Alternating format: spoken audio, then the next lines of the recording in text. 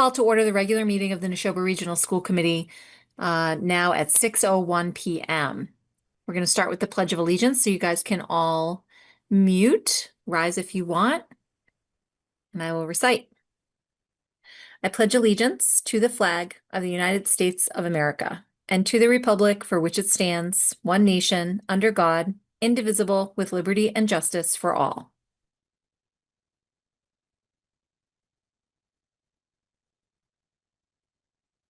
All right, everybody, so we're going to start the agenda now in order here. We have citizens' comments. I did not receive any comments from any citizens.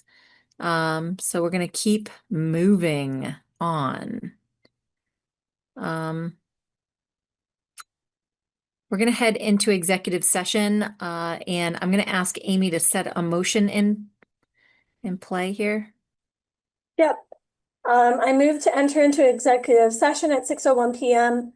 pursuant to M.G.L. Chapter 30A, Section 21A3, to discuss strategy with respect to collective bargaining or litigation if an open meeting may have a detrimental effect on the bargaining or litigating position of the public body, and the chair so declares. Session to include the school committee, Superintendent Downing, and Director of Business and Operations, Ross Mulcairn.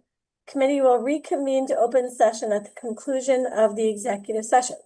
And I do declare, and I will second that motion. So let's do a roll call. Any discussion? All right, let's do a roll call vote. Sharon? Yes. Myself, yes. Scott? Yes. Robin? Yep. Amy Vessels? Yes. Shondor? Yes. Lindsay? Yes. Amy Cohen? Yes. And Jackie? Yes. All right, everybody, we are in executive.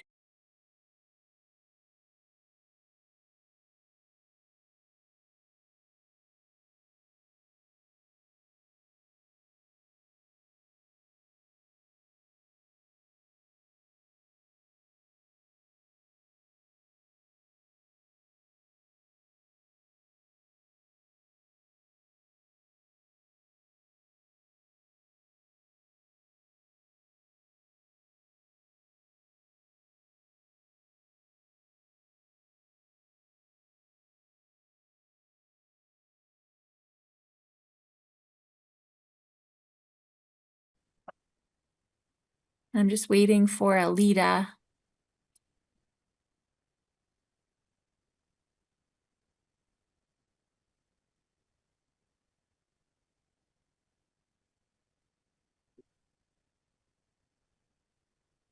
Alita has taken control. Thanks, Alita. All right, everybody, we're back in regular session now, and we're going to move the agenda to the consent agenda.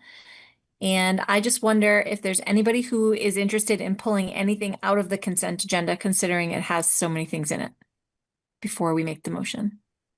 Scott? So I apologize for doing it this way, but as I missed the last meeting, I didn't get a chance to comment on the student handbook and the acronym contained within it. That's the portrait of a Nashoba graduate. It didn't look like that had been fixed in the most recent version. So You know what, Scott? I think that's because it's it's grammatical, right? it's an acronym that has no explanation anywhere in the handbook. Got it. Yeah, so that you can keep that in the consent agenda and just ask that small change to be made. Yeah, we can make that.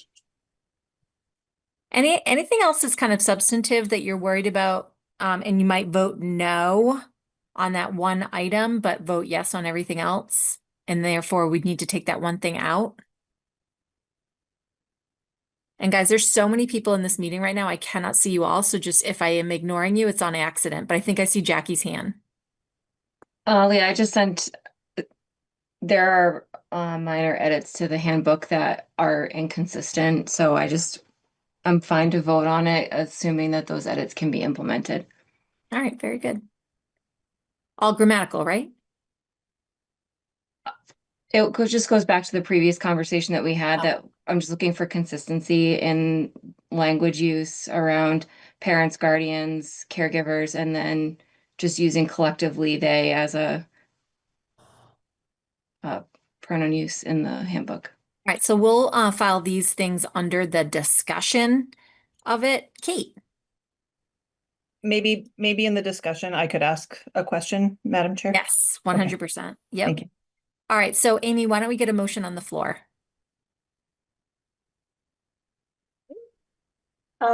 I move to approve the consent agenda of May 28th, 2025. I'll second that. And now it is time for discussion. So Scott, why don't you start? So as I mentioned, I'd just like to request that the acronym PONG, which as far as I can tell is not defined anywhere within the handbook, be spelled out as Portrait of a Nashoba Graduate somewhere. Thumbs up, Kate.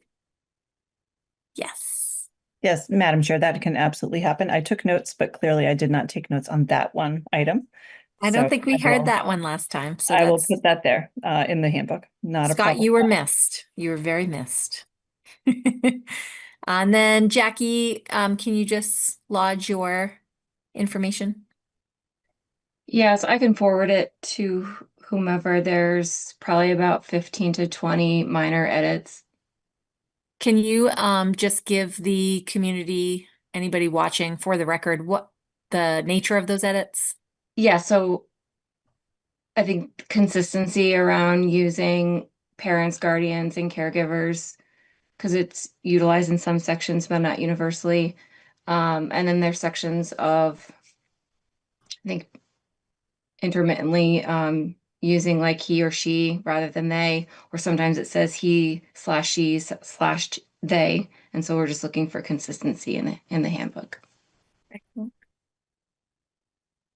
Is that okay, Kate? Yep, Madam Chair, I did a control find all for each of those, but because the wording's a little different, it'll take another several passes, and I'll ensure that that's done. My aim is to have parent, guardian, caregiver universal, so just so the committee is aware, and also universally he, she, they to be inclusive. So that is the aim, to have those. I will say that some of our state policies do not have gender inclusive language. So those are I'm using gender inclusive language, but some of the state policies do not have that gender inclusive language. So I'm making that change just to be transparent, but we'll make those changes for that consistency across the board. Awesome. Any other comments or discussion on the handbook specifically, or the consent agenda in general?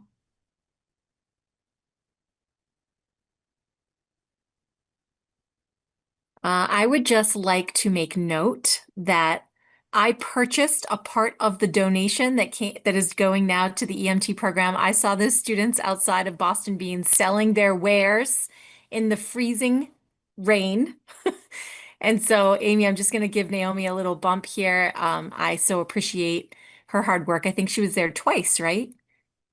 Yeah, she was with a few other volunteers, hardy volunteers, yes. Including her younger sister, showing her the way. So that's wonderful. Thank you to Michaela and to all the kids who helped raise money for the EMT program, which is to benefit a storage venue for the equipment in the new school, right?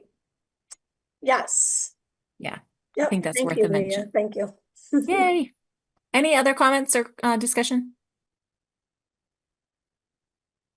All right, so let's take the vote. Let's see if I just want to make sure I get everybody. And if I skip over, you just yell out. So I'm going to vote yes. Amy Cohen, Yes. Sharon, Yes. Amy Vessels, Yes. Scott, Yes. Jackie, Yes. Shondor, Yes. zooming, Robin, Yes.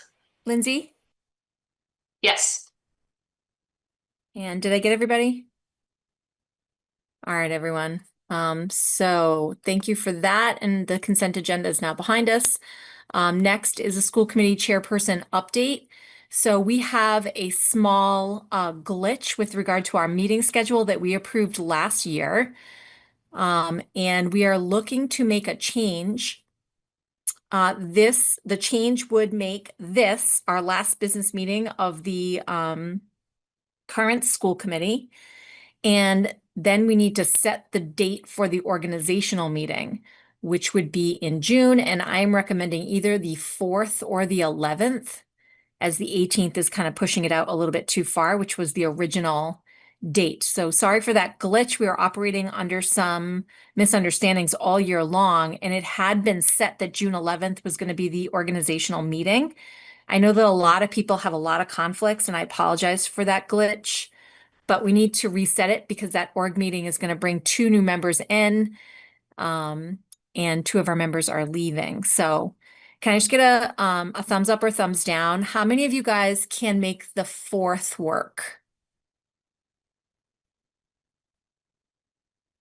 And Amy Vessels, you don't need to vote. Shondor, Jackie? Yeah. Can I ask if the 11th is better? Can I get a thumbs up if the 11th is okay? Yeah, that's what I thought. So, Amy Cohen, do you think you can make the motion to make that change, showing that June 11th will be the org meeting? And this will be our last meeting?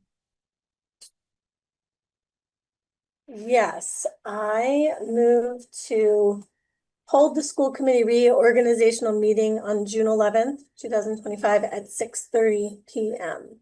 I'm going to second that. Is there any further discussion? All right, let's take the vote. Amy Cohen? Yes. Myself, yes. Sharon? Yes. Amy Vessels? Abstain. Scott? Yes. Jackie? Yes. Shondor? Yes. Lindsay? Yes. And Robin? Yes. Did I get everybody? Think so. All right, everybody. So we're going to set that June 11th as the first meeting of the next round for school committee. And Amy, we will not see you there. We will miss you a ton, though. And I know we already said goodbye to at our last meeting, but we will be sure to do it again. All right, guys, that was all I had for my update. I don't see our student reps here. Is that right? No. I think Ava is busy, and I'm sure Ryan is too, but we look forward to potentially inviting Ryan back to the organizational meeting if he has time to do that, and definitely welcoming Ava's replacement the next time around. All right. So guys, on to the superintendent's report. We're doing well on time, but that always jinxes us. Yeah. So let's keep this party rolling. Kirk, what can you tell us about your announcements? Have no fear. While this is a 3-page report, it is not going to be long. I just wanted to formally recognize that Mr. Mole, Karen, and I have come to an agreement, and pending favorable action of the committee later in tonight's agenda, I would I'm asking for favorable action on the appointment of Ross Mulcairn as Assistant Superintendent of Finance, Operations, and Safety. The other 2 announcements that are in the report tonight, I'll leave for you to read and update yourself. One is around regional school district regulations, and the other is around the graduation cancel recommendation and listening sessions that are being had on both of those. Public commentary on the regional agreement, regional school district regulations are open until 5 o'clock on June 28th. And the listening sessions are cited specifically in the superintendent's report if for any reason a member of this committee would like to participate. And the last element of the report is a strategic element around the Nashoba Regional High School scheduled pilot update, but we will reserve that for that portion of the agenda, Madam Chair. So that might be a world record superintendent report for you. Ah, well done. So, does anybody have any questions on these items? Kurt, considering that the regional school regulations are rather technical, is that something that regional superintendents are weighing in on? Several of them are just around the establishment of new regions and the agreements that are in those regions, and looking at language around sections and severability. So I know Mars is participating in these conversations as well. So we look to our leaders and our board there to keep regional superintendents engaged and informed. Okay, and I do know that with regard to the graduation competency requirements that the governor is pulling together, I saw the list of people who are participating on that committee.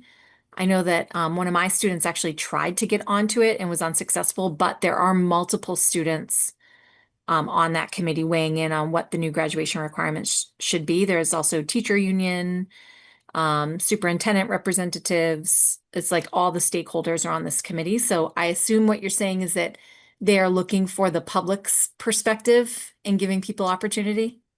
Yes, this is the governor's office hosting listening sessions to hear from the public. Great. All right, guys, any other questions on the superintendent report? Not seeing any. We're going to move the agenda to the next item. So thanks for that, Kirk. Yeah. All right, everyone. So the next item here is new business. And I think that our CPAC chair, Pam Duggan, is here to share with us some of the work of CPAC this year. So welcome, Pam. I think I saw Pam. There you are. Hi, Pam. I'm here. Hi, how is everybody? Fine. Finally, we've got good weather, so hopefully everybody's smiling and happy. So my co-chair, I did have a co-chair this year, Allison Heavey from Stowe, and unfortunately she wasn't able to make it. But we did have kind of a good amount of participation. We had a number of additions to the officers and everything this year. So we had some good attendance at the meetings that we were having. We started out our year with meeting with the new Director of Student Services, Roanne, in July. And then we continued to meet with her probably about every other month, just kind of checking in to see how things are going and everything. And, we've been kind of a little laid back, just letting her kind of get her feet in the water and stuff. So Allison and I have actually been focused on putting together a parent handbook, and we are just about completely finished with it. We split it up and we each took half and half and put it together, and we're getting ready to meet with Roanne to kind of get feedback and collaborate on it and then move forward from there. So that was a big accomplishment for the year. In September, we had a presentation called Let's Get Organized, which was presented by Molly Duncan from Family Ties, which was well attended. Then in October, we also had Roanne presented the new IEP. That was very well attended. That was at the high school in the library. Nesca came out and did a presentation. It was actually virtual. She didn't come out. She did a presentation on transition planning for students on IEPs. That was really well attended. We actually had some staff that actually attended that as well. We had a social at the Bolton Bean in December. We had a basic rights presentation on evaluations and eligibility in December. We actually had gentle yoga, which was well attended in December, and another CPAC social in Stowe that was in person. So we just have, last on the agenda is our June 10th meeting, where we're going to do elections for next year. And we hope to still, continue to work and collaborate with the district and just try to help, kind of support the kids and families that are on special education, getting special education services, and hopefully we'll continue to have positive, response from the district. So thank you for having us here tonight. Does anybody have any questions? That's amazing, Pam. Thank you so much for all of that. That's a very, very active year, and we appreciate everything that you're doing. I know all parents are busy, and that's a volunteer job, and you bringing all that together is impressive. So thank you. Thanks. It was a very busy year. I'm wiped out. So yeah, I have a question for you. So that parent handbook is amazing. I know that that's something that our CPAC has been interested in building, and our Department of Student Services has been interested in building for a long time. Where will you guys? Where will it be hosted? On the website or? Yeah, that the plan when we talked to Rowan about it was to have it, like on the website someplace, but it is like what we did, what Allison and I did was kind of look at what other districts have and kind of, kind of combine them, kind of look at them and everything. But it's not going to be ready to roll out because we need to sit with Rowan and kind of figure out like because we don't know all the ins and outs of what our district does as opposed to other districts and stuff like that. So we're hoping maybe we'll have time to meet over the summer when maybe it's a little bit quieter. And then that way we'll be able to really bring Nashoba's pieces into it. But we basically kind of put a skeleton together and then now we need to really put the meat on everything. But we need, to really work with Rowan. And this was such a busy year for her that, we kind of did what we could do. And then now we're gonna, put it together. But yeah, we figured that it needs to kind of almost be a living thing because there may be changes and things like that. And then it would go onto the website and, be available for anybody that has questions or kind of what's what. So that's the plan. Awesome. I'll throw it over to Kirk. Yeah, I just wanted to say thank you, Pam, for all your hard work. And we'll use our communications office as we get to that final draft to get it out through all of our channels and educate our community and families in the region around it. Great. Wonderful. Thank you. All right. I wonder, Thank you. does anybody else have any questions for Pam? Oh, go ahead, Jackie. Pam, I just wanted to say thank you. I know how hard everyone on the CPAC works, both for our district, but also for all of our students. I was curious, do you think that the document that you're proposing, I know you mentioned specifically special education, but knowing that we have a large number of students on Section 504 plans or using DCAP accommodations, do you think that there's space in the document that you're co-creating to include information for families on those two areas as well? Yeah, what we wanted it to basically answer is like right from the beginning, like what do when you as a parent you look at your child and you go, oh, I'm not sure if my child is on track. I'm not sure, should I go to my pediatrician? Should I, what, kind of where do I start? And then and what does the school district do, like the multi-tiered system of support, that type of stuff that the parents don't know are there, so just to kind of like so that we're better informed. And because a lot of times when parents get denied either a 504 or an IEP or whatever, they think, oh geez, my kid isn't going to get what they need, and it's like, well, no, maybe they didn't need that level. But there's all these other things that are happening behind the scenes that parents don't know are happening because you can't really find it someplace. You can't find it on the website or something. And so that's kind of what we're hoping is to just, I think it'll give parents more confidence in what the school is doing and, and that there are actually things there that you don't even know about that the school is doing.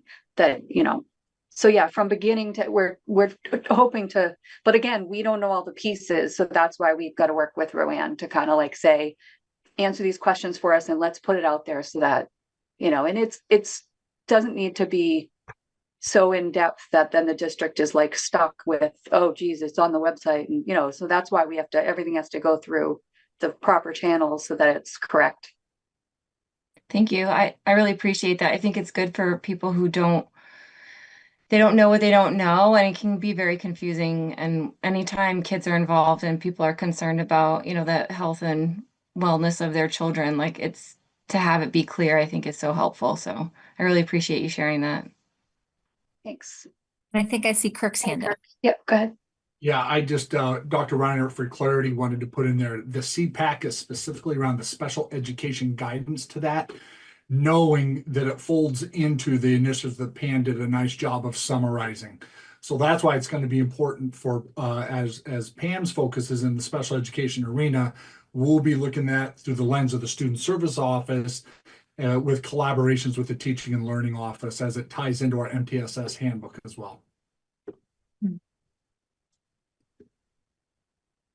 All right. So Pam, one more time, thank you so much for your service. It's so important and we all appreciate you. Thank you. You guys have a good night. You too. Bye. Lindsay, I saw that effect. Well done. All right, guys. I did not say this at the outset, and I meant to. I'm trying to be a taskmaster for us all. Each one of these items is slated to take about 10 minutes, and it looks like we have 5 more in this section. About 10 minutes. That means the presentation will be about 8 to 9 minutes, and then maybe 2, 3, 4 minutes of questions. That's kind of the track I'm trying to stay on. We are ahead of schedule, so maybe we can have 5 minutes of questions per item, but of course it'd never shut you off. I'm just trying to let you guys know that some of these things are going to be longer than others. So we're going to try to be efficient with the time. So we have additional new business items here that are all super exciting and important.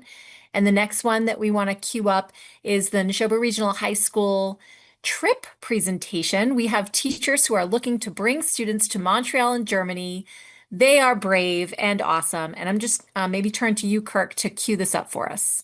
And I'll let you know that we have briefed everybody on the tightness of our presentation. So let's go, team. Here we go. I'm going to give Dr. Boynton the honor of introducing the educators that are here from the high school tonight, as she has an opportunity to work with them every day. Dr. Boynton. Thank you so much, Superintendent Downing and Madam Chair and the rest of school committee. It is my great pleasure to introduce French teacher Robin Hermans and our World Language Department Chair Maria Davis, who will say just a few words. They will not be doing a full presentation based on our tight timeline, but they will happily share a few words as well as answer questions. We're very excited to be able to offer a trip to Montreal, following up on our very successful trip to Quebec City and to our host community in Germany. So I turn it over to Robin and Maria. Would you like me to start? Go ahead, Robin.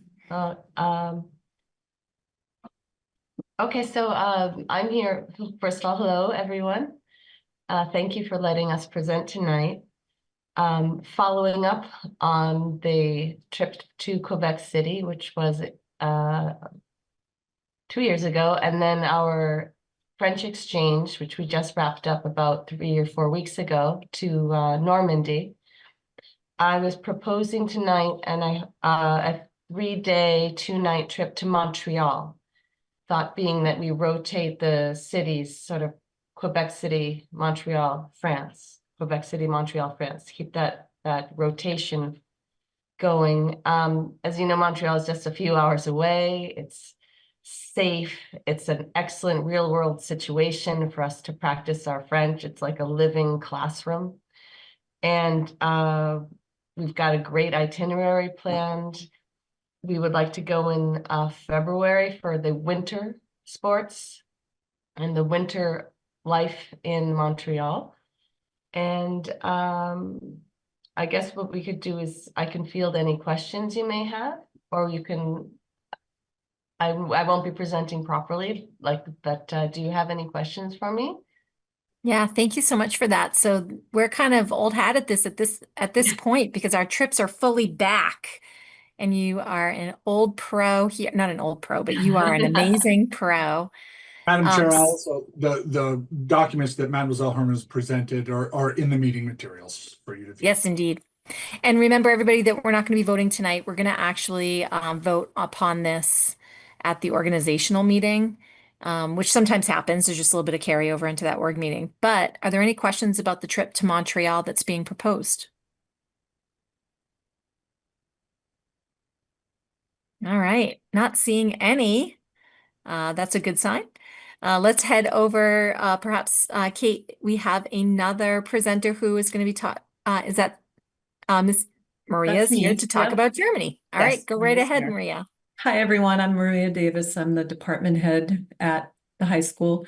And I am proposing to continue our exchange program with Weilheim, Germany. We have 18 German students who will be arriving at the end of October, and they'll be here through the beginning of November. And our return trip would be during April vacation and the week before April vacation, I believe. So the kids would be staying with host families as they have in the past. Hopefully, they're bringing 18. We currently have 14 travelers. So it's almost a one-for-one exchange this time, which is really exciting. And again, you have all the materials, so you can look at our itinerary and costs and all of those things that are associated with the trip. So we're hoping that you'll give us approval to continue our exchange program. Does anyone have any questions for me? Any questions? Yeah, Amy. Yeah, first of all, thanks for organizing such amazing trips for our kids. It's very exciting. My only question is, are these open to, is the German trip open to German students, and how does that work with the changes to the German program? Like, is it opening up to other students? How's that part work? So originally, our first line is always to invite German students. So the German students that were contacted originally were students who will be in German 2 and 3, 2, 3, and 4 next year. So not this year's current seniors, but the upcoming kids. And we haven't reached out to any freshmen because we don't know them yet. So there are 2 or 3 additional students that are students of mine who I invited because we were trying to have an one-to-one matching program. And those students were by invitation, but the German students had first claim on spots for travel if they wanted to join. We just have I don't know if you would call it a criteria, but says that the students need to be in good academic standing, that they not have a discipline record of any concern, those kinds of things when we vet who we can take on the trip with us. We check out those kinds of things. Okay, thank you. Any other questions? All right, everybody, if anything comes to your mind over the course of the next couple of weeks, just let me know and I can get those answers for you. But you guys have given us very thorough information. So to both of you, thank you so much for being here. And again, like Amy said, thank you for organizing amazing trips for the kids of Nashoba. Thank you so much. Thanks, guys. It's exciting stuff. All right, everybody, on to our next item on the agenda, and that is, and actually, Kirk, as a point of order, I know that we have the school improvement plan wrap-up presentation. Next, we have the high school schedule pilot update. Can that pilot update, can those two things be merged? Because I know that the schedule update exists in both. What we can do is that I know Dr. Boynton, I believe, comes up last in the presentation, and we'll smooth right into the high school update. Fantastic. So there's no vote to be taken here per se, correct, Kirk? Yeah, this is an information only. It's one of those things we're trying to establish some practices of returning back to the committee to give you a brief update on efforts towards those school improvement plans that you approved back in November. Excellent. So, therefore, we will move forward to hearing about the school improvement plan wrap up. And Kirk, I'll let you introduce your team. That's great. Here with us tonight is Hale Principal Kyle Grady, Scott Blanchard from Mayor Rollinson, Joel Bates from Florence Sawyer, Lenore Zevlik from Center School, Dr. Boynton from the high school, and I would like to welcome Mr. Quentin Burks. He's the dean at Luther Burbank Middle School. He's here in lieu of Principal O'Shea, who currently is in Washington, D.C. with his 8th graders. And I believe I toss it over to Mr. Grady. Is that correct?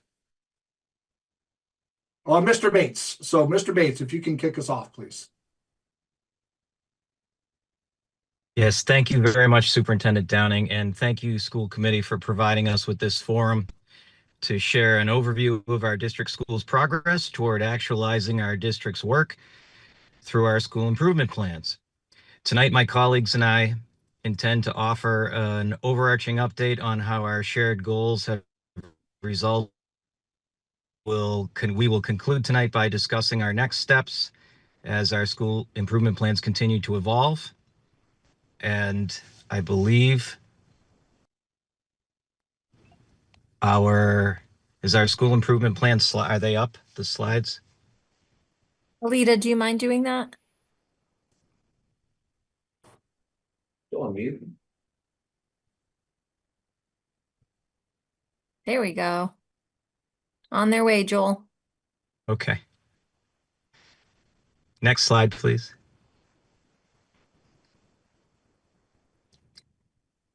Thank you.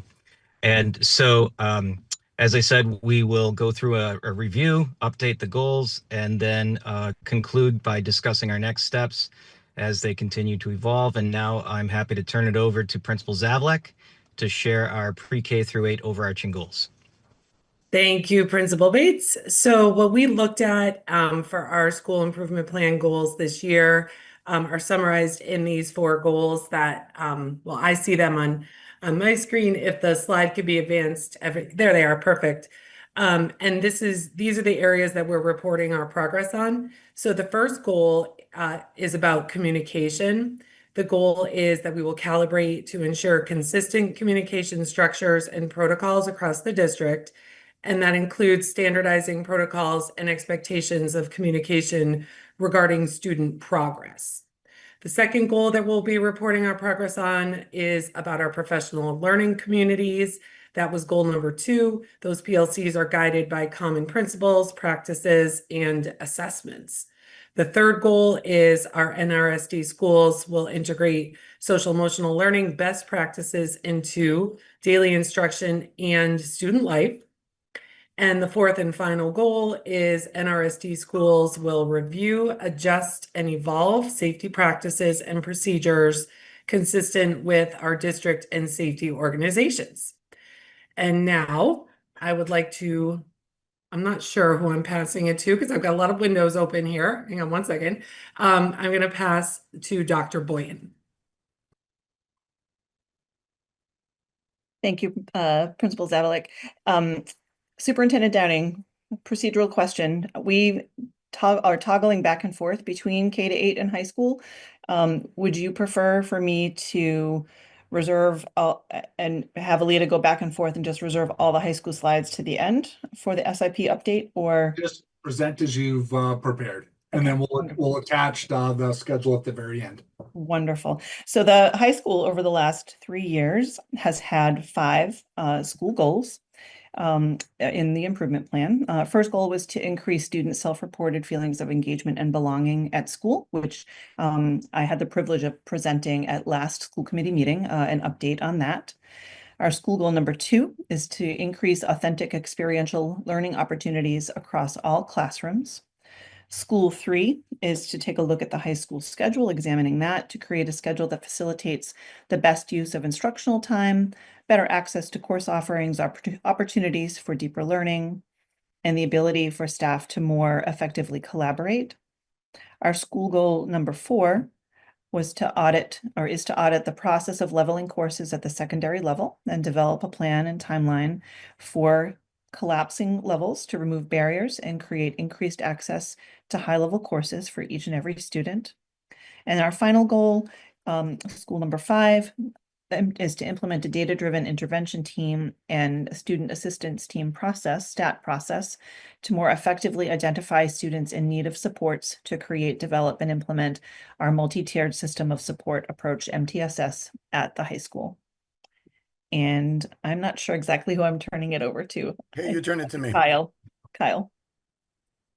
So just to pare down thanks, Kate. Just to pare down the goal, it's really about admin and teacher communication and platforms that we use for communicating to our families. And then secondarily, it's about reporting on student performance. So from the administrative lens, principals have sort of utilized a universal communication tool with the use of S'mores, Apogee, and of course our newsletters and in emails. And our agreed upon timelines typically is about every 2 weeks. And that's any sort of emergency communication would be notwithstanding. The current status for teacher communication is that there's consistent communication on certain platforms that includes websites, email, and the G Suite, so like parent updates through Google Classroom.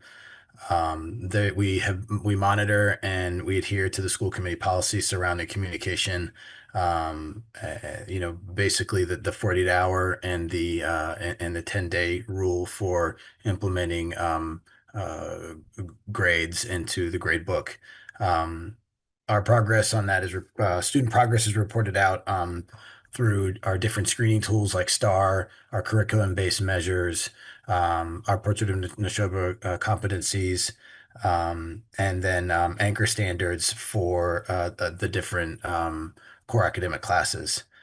Starting next year, you're going to see what was a really exciting development through teaching and learning and our Unit A staff, and that is something that's been in the works probably, it hasn't been looked at for maybe a decade, and that is a new standards-based report card for grades 1 through 5 and 6 through 8. So that information will be coming out about that. That starts next year. The next steps and sort of the bigger things that you will see to follow is in June, the kindergarten report card will be redesigned. You're going to receive communication about the K-8 standards-based revisions. And we will look to continue to receive feedback from our families and the potential redesign of our parent-teacher conference models. And I think, Kate, I'm sending it back to you for your goal 1. Yes, Kyle, thank you so much. And if I may remind the committee that when we initially presented our school improvement plans, I indicated that the high school also was focusing on communication, but because we had such a robust school improvement plan with 5 goals, that communication effort was living in the background in addition to safety. So those things are happening, but did not appear on the school improvement plan. So school goal number 1 is to increase students' self-reported feelings of engagement and belonging. Some highlights are that we have established our equity team, which actively met 3 times at the building-based level this spring. The superintendent and I created a student advisory council to the principal and superintendent, and we met 4 times over the course of this year, once per quarter. We continued our collaboration with Kaleidoscope for Deeper Learning in support of a school-wide instructional focus on Focus Element 2A2 on student engagement in the classroom, conducted learning walks and site visits with that group. We implemented Wolf Day community building events that took place several times over the course of the year. We elicited a frequent student input and feedback through survey implementation, not only about the schedule, which you'll hear about later, but also through NEASC. We had our 3rd annual International Fest as well. And then considerations for next steps. Our departments did conduct somewhat of a deep dive about their own specific feedback for the engagement survey, and that's going to drive some of their shared goals for next year. We're going to maintain a school-wide focus on improving student engagement and belonging, and then continue to focus on aspects of the instructional core related to student engagement, well-structured lessons, and meeting the diverse needs of our students. And I'm going to turn it over to my K-8 counterpart. Next slide, please, Alita.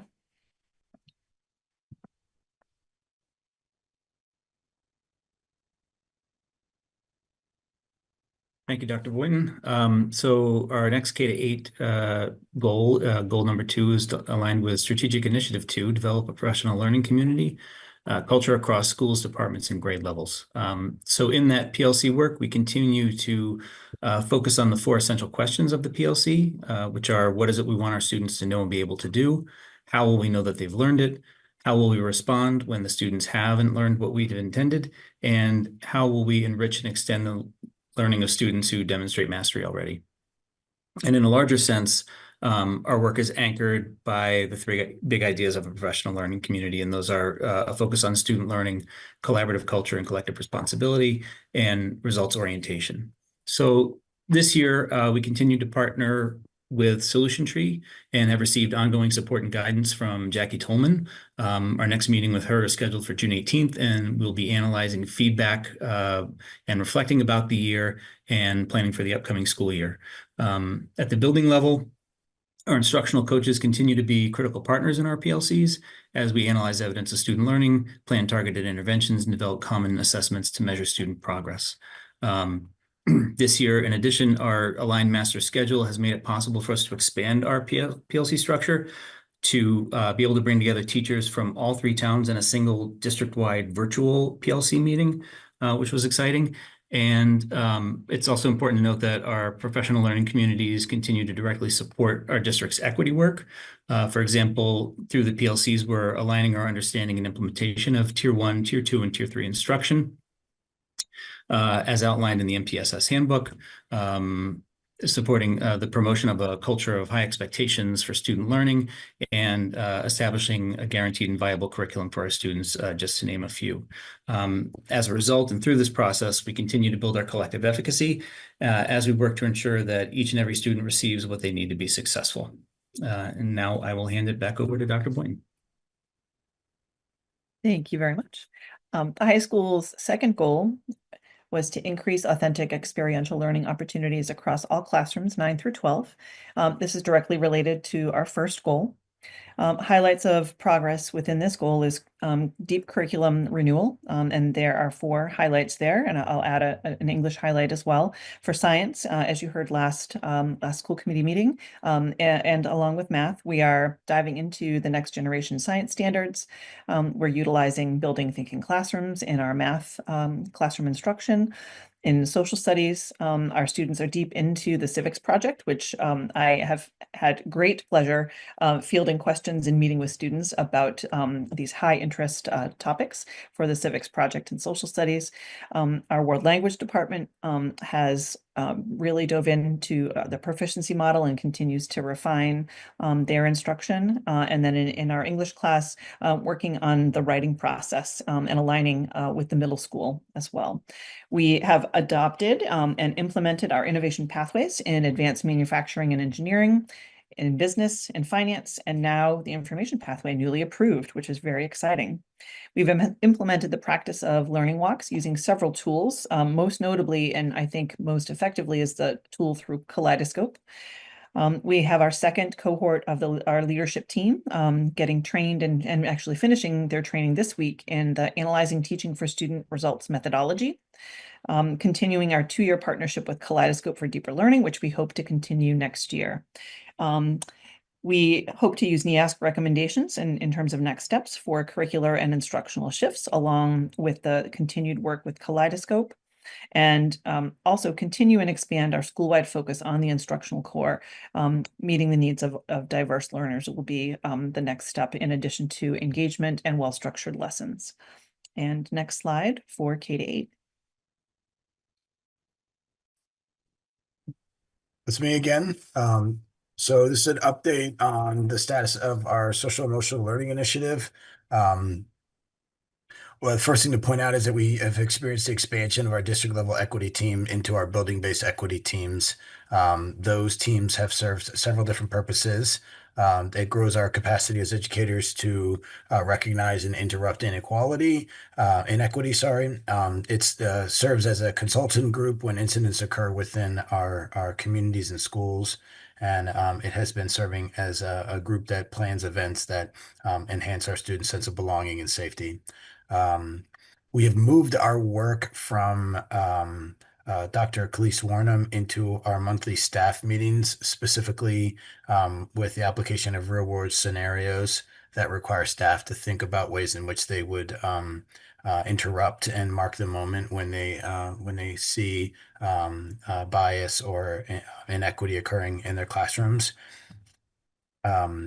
We have worked with our classroom teachers to implement K-8 instructional rounds where we're observing the SEL practices in real life in our classrooms.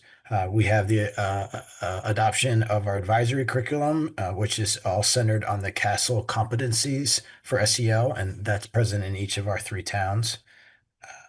We have concluded 3 years of work with Dr. Larry Epstein and his focus on the identification of skill deficits.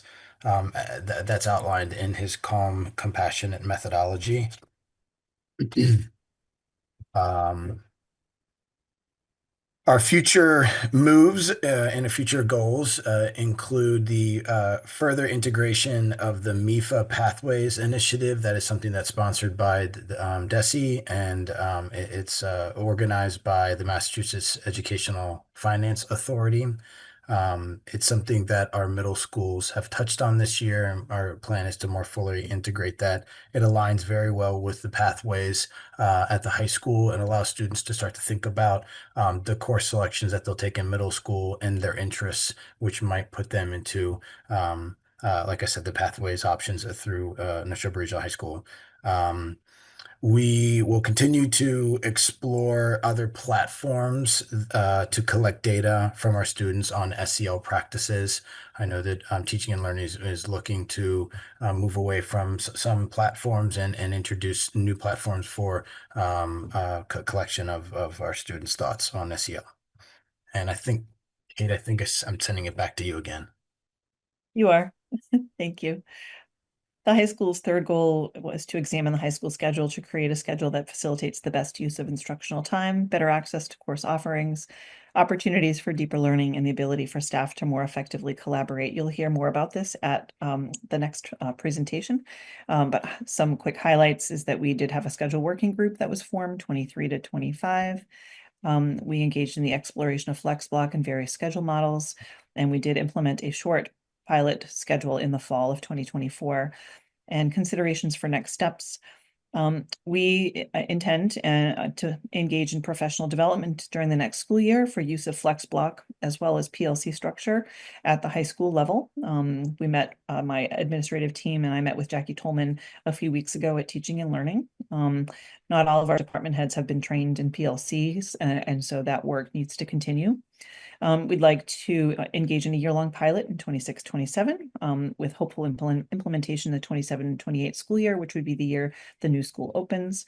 And in our self-reflection and ideally in the NEASC recommendations, the schedule and time for collaboration will be something that is likely mentioned. So we'd like to utilize NEASC recommendations for some of those structural shifts. I believe I will turn it over to our K-8 colleagues as well for the next slide. Thank you. Yep, that's back to me. So I'm going to report out on our fourth goal, which is our safety goal. And just say first that a real highlight for all the schools in the district is their very close and productive working relationships with our law enforcement team, our fire teams, and that's across all towns. So some of our shared progress this year and some highlights from this year for all our schools or for our K-8s are the consistent and regular practice that we engaged in for ALICE drills and Code Blue drills, for which after each of those, we gathered feedback from staff and are always looking at feedback to find ways to improve and make those drills not just more smooth, but also troubleshoot anything that might have happened along the way that was problematic. We all engaged in practicing evacuation drills to our evacuation spots. So for example, on a personal note for us at Center, we practiced evacuating up to Hale, which went great. We've reviewed our reunification protocols, and just jumping ahead a little bit, we spent time this year delving into or going back into our emergency response task force curriculum, if you will, and guidelines, and really examining those to find out where we're at and where we need to be in the future, especially when it comes to things like reunification. And that is ongoing. In addition, we all have had regular meetings of our school-based safety committees. We have them every month, and in those meetings, we do look at things like the results from our ALICE drills, for example. We talk about things that are going on that are particular to our schools, always realizing that this is progress and works in progress. We will share, like I said, the feedback with the safety committee. I know that in my safety committee, we worked with our law enforcement officials to come up with some tabletop talk scenarios that we shared out at one of our staff meetings, and had some really great discussions about situations that we would perhaps find ourselves in on the school level and what we would do in those cases. And I did speak a moment ago about the ERTF, the Emergency Response Task Force. That is connected to our next steps, which is to continue that work that was looked at again this year, and work on the not only reunification drill procedures, but also other items that would be appropriate to work through with the ERTF. So that's something that everybody is looking forward to next year. And with that, I believe I turn it back over to you, Dr. Boynton. Yes, thank you. 2 more goals for the high school.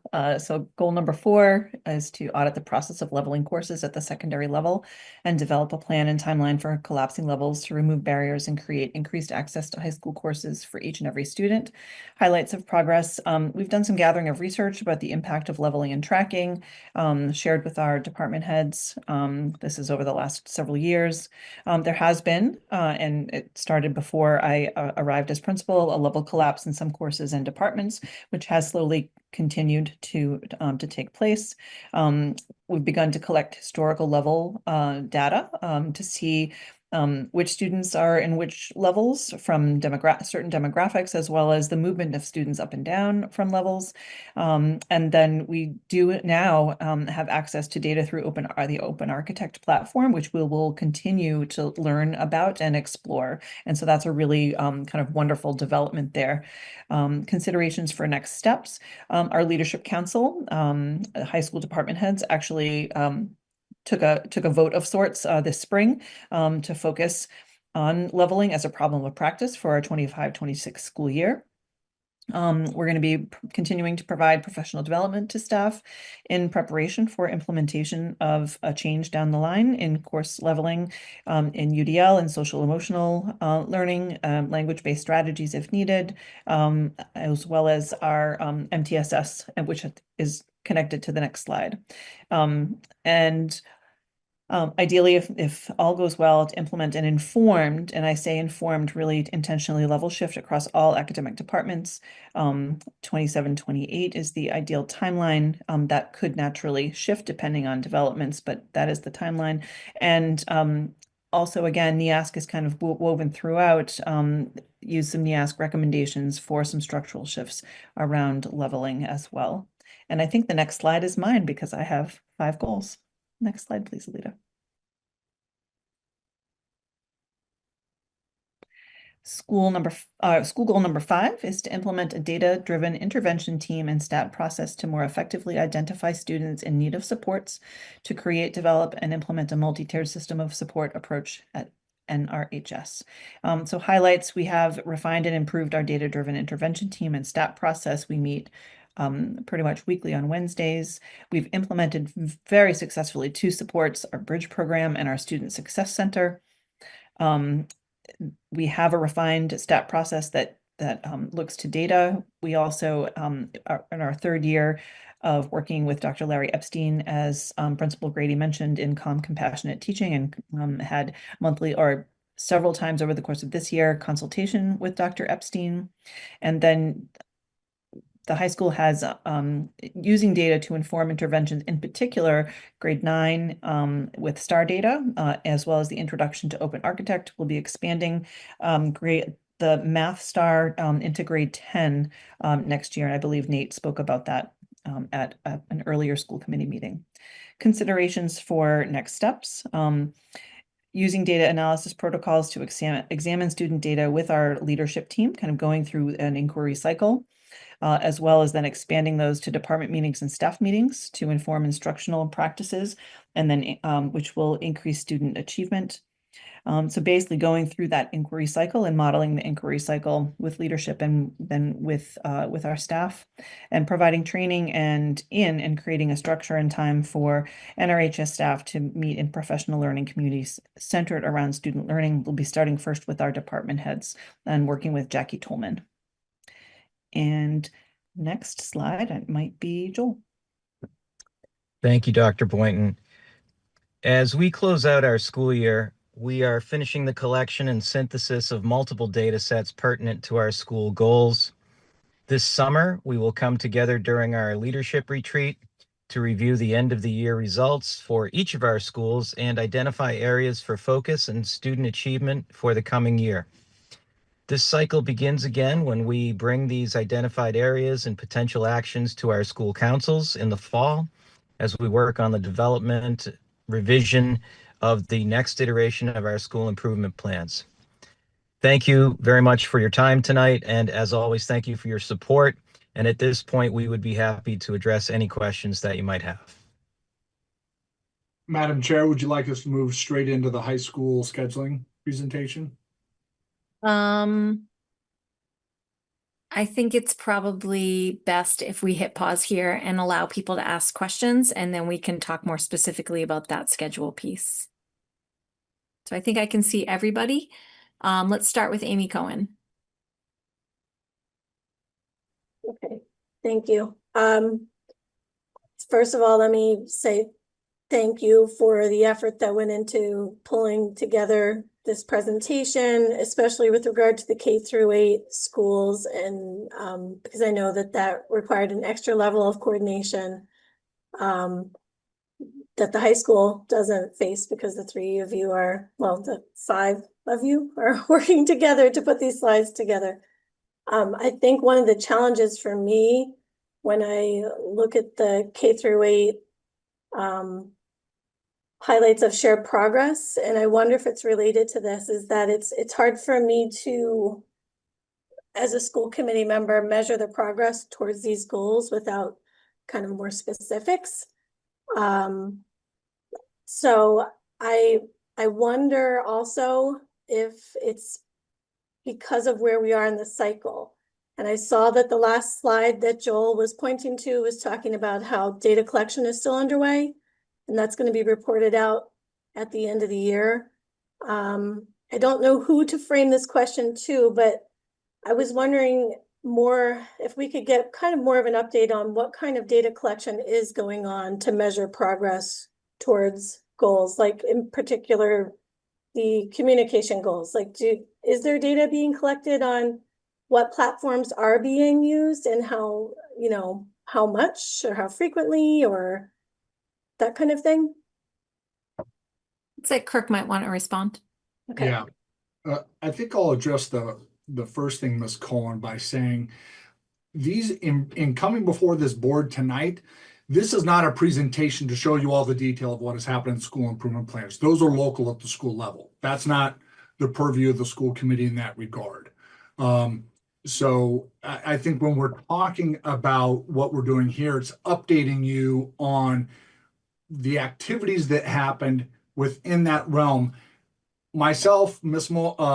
Assistant Superintendent Fran, and Mr. Mulcairn report back on the specifics of those elements, like we've reported back on the student learning data and things like that. So happy to address specific questions around those things if you have them.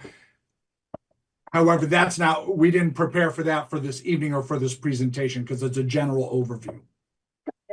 Yeah, I guess like a specific question would be related to consistent teacher communication, like Google Sites. I'm just curious. Yeah, those are supervision and evaluation methodologies. So principals and evaluators work directly with educators on those tools. So we're not collecting data on, if you will, specific access, click rates, entry rates into that. Those are things that we could, but we're putting our energies into really working together with colleagues on what's highly effective with those measures. Okay. I'm going to interject and say, I think that this is something that this committee kind of goes round and round with, right? I've been here for a long time, and I think that there is still relative ambiguity on who's responsible for what. So Mass General Law says that school committees are responsible for school improvement plans. We approve them, they are then attached to us. Yet, the cycle is such that it's hard for a school committee to kind of track those goals and whether or not the goals that we've approved, the school is actually producing results on that. I mean, our goal is student achievement. It's our charge by Mass General Law. So I know that, Kirk, we talked about you trying to work on this protocol over the summer with your team to help us better understand how we could make this a better process. Because Amy, I hear what you're saying. Like now remember, I'm not posing this to Kirk's team, but like any school department could tell us that the sky is purple and like they could tell us anything that they want right now. And we would have no ability to test whether or not it's accurate because there's a glossing over of evidence because I have already put you to a 9-minute time limit. And so we need to get our heads around how the school committee can fulfill its obligation of making sure that the school improvement plans are being enacted and that achievement is being forwarded. And so, Kirk, I don't know if you know where I'm going here or like how do we accomplish this gigantic task? Well, I think there's two mechanisms for looking at that. What you will notice is in the development of the school improvement plan, they're aligned to the strategic work of the district. The strategic work of the district was voted upon by this committee several years back, and it is the basis of the superintendent's performance evaluation. Those are the tie-togethers for that.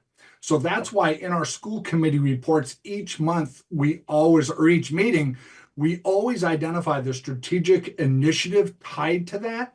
So it ties directly back to the strategic plan, which is where the school improvement plans are based upon. So it requires us to kind of follow the ball in those areas so that we can see that. An example of that is the student growth metrics, for instance. And I know Assistant Superintendent Friend has reported back a couple of times this year on that particular measure as one example.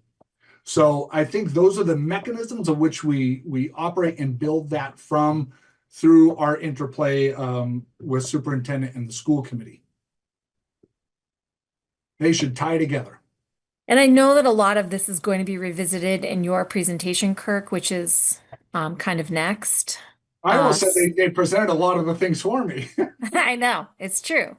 And so maybe, Amy, anything that you see that comes through Kirk's presentation, that would be a great opportunity for us to provide Kirk with that feedback at this formative stage where if we're not seeing something or we want to see something more come through his evaluation next year, maybe we can say it then.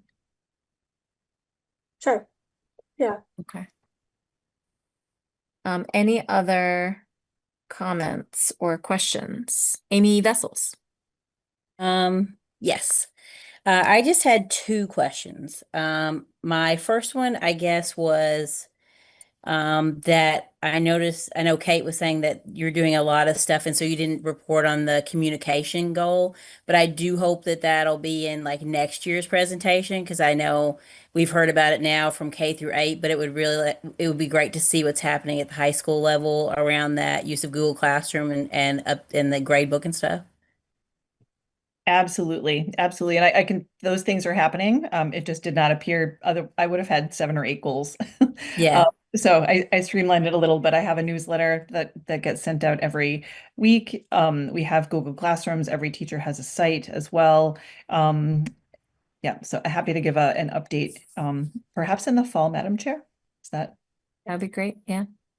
And again, guys, if there's any question about the schedule that's specific to the schedule, hold it because we're probably going to get more information from Kate in just a minute. My second question is, maybe I should keep it for the schedule, but I guess it wasn't specifically about that, but I guess my question was, I noticed that at the K through 8 level, it's really exciting what's happened with the PLCs. And it sounds like they're very tied to the MTSS and helping them develop that and make that robust and effective. And so I guess my concern was that it looks like with what it says about PLCs at the high school, that's not happening next year, but it's happening the year after that. So I guess I'm wondering that I guess that concerns me if like if that's really tied to MTSS, like how, are there going to be PLCs happening next year? And so is that work going to be happening? Like, I guess that seems like a long time to wait, I guess, for that work to happen, I guess is what I'm saying. Yeah, I'm not sure if Kirk or if Dr. Boynton wants to respond. Yeah, Dr. Boynton. Thank you, Amy Vessels, for that question. We're going to be working with our department heads who have not gone through the PLC training, and so we will not have professional learning communities as they exist at the K-8 level next year at the high school. Our department heads will be engaging in some really intentional training with the hope of the intention of bringing it back within their departments to expose teachers to the PLC model. So that's the step that's going to be taking place next year at the high school. They just have not been trained. The entire group has not gone through the training with Solution Tree, so we need to take that step first with our department heads. So, Ms. Vessels, I'll just first name it. The challenge is what you just described it. Yes, that is going to be a challenge. Now, I will say that PLC work is not just those times, it's also the other times that we utilize on early releases. So it's not as if we aren't engaging in that good PLC work.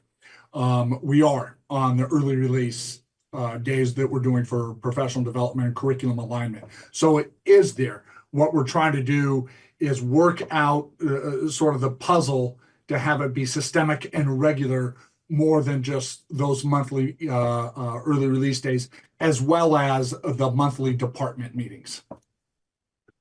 Okay. All right. Thank you. I have 3 quick comments that do not need any response per se, unless somebody wants to. But my comments are this. We talk at the high school of doing level collapse. I would not want to see that mean that the accelerated and the CP kids are all in the same room. I don't think that that's appropriate. I know that it's happening here out of necessity now, but I don't think it's appropriate. And the reason why is because that doesn't calibrate workload. And so I'm noticing that that's a recurrent theme in some of the student data. And we talked about this at the last meeting, that workload is something that needs to be dealt with, that having 7 blocks a day and taking home 7 blocks a day of homework every night is a lot. And if you collapse levels without managing the philosophy behind leveling, it could become really odd for teachers and for kids. And then the other thing that I would say is that using the word somewhat in your surveys is problematic. And I think that I just wanted to get it on the record that if we rest a lot of our assumptions on respondents saying somewhat, it doesn't tell me anything. And so anybody who's in a somewhat category in a survey, I question it deeply. And then another thing with the survey data is that I was looking at in your presentation is that it looks like you're comparing cohorts. Like you're saying the sense of belonging in April of 2024 was much lower than, I think it was December of 2025. But if you look at that, what that means is that you've had a whole grade level of kids move out of your school, and the survey data is collecting information and then making comparisons. I don't think that the sample size is reliable enough for you guys to make those leaps in the data. So I want to just caution you there. We have some belonging survey data at Hale that is, I don't want to say alarmingly low, but 34% felt like that hit me in the gut when I got that a few months ago. So I know you guys are working on this super hard and it's a hard thing to deal with, but I needed to call it out because it's low and it's a problem. And the other schools are higher. The other middle schools are higher. And so then the last thing that I want to say is just with regard to communication strategy, and Kirk and I have talked about this because it's in his goals, and this will go for later as well. If you guys could just keep the end user in mind, I think that that's the best way to proceed, because I know you're managing all of this technology, but as a parent who has multiple kids, I'm totally overwhelmed with the communication and I love information. So For somebody like me to be overwhelmed, it might mean that you're not reaching people. So Kirk and I have talked about like methods of streamlining information, like maybe all of your communications sit inside the comment or things like that, where you can just streamline everything to help the end user, to help the parent consume as much information as possible and with the greatest level of ease. And I'll yield there, but any other questions or comments from the committee?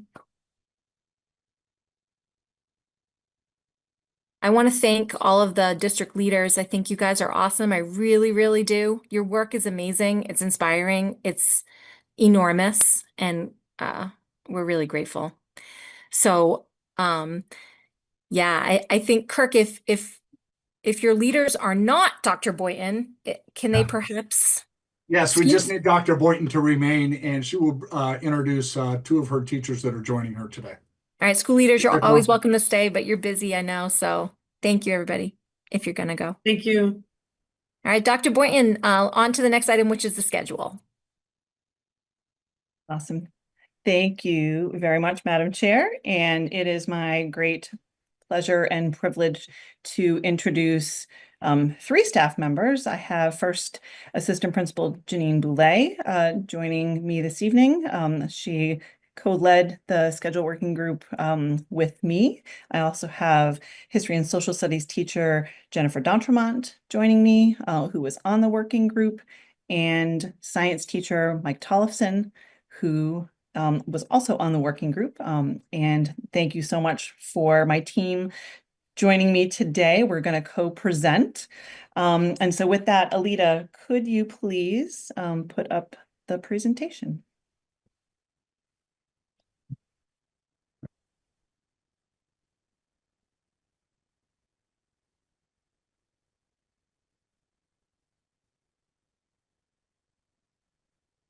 Nope, I see the school improvement plan one.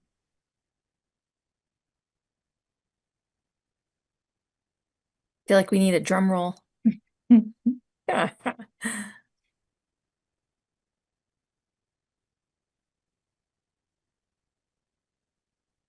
There we go. Wonderful. So again, I want to thank the committee. I want to thank Chairperson Viverito for the opportunity to share schedule update with the school committee. And again, I introduced my team. So Ms. Masterson, if you could go to the next slide.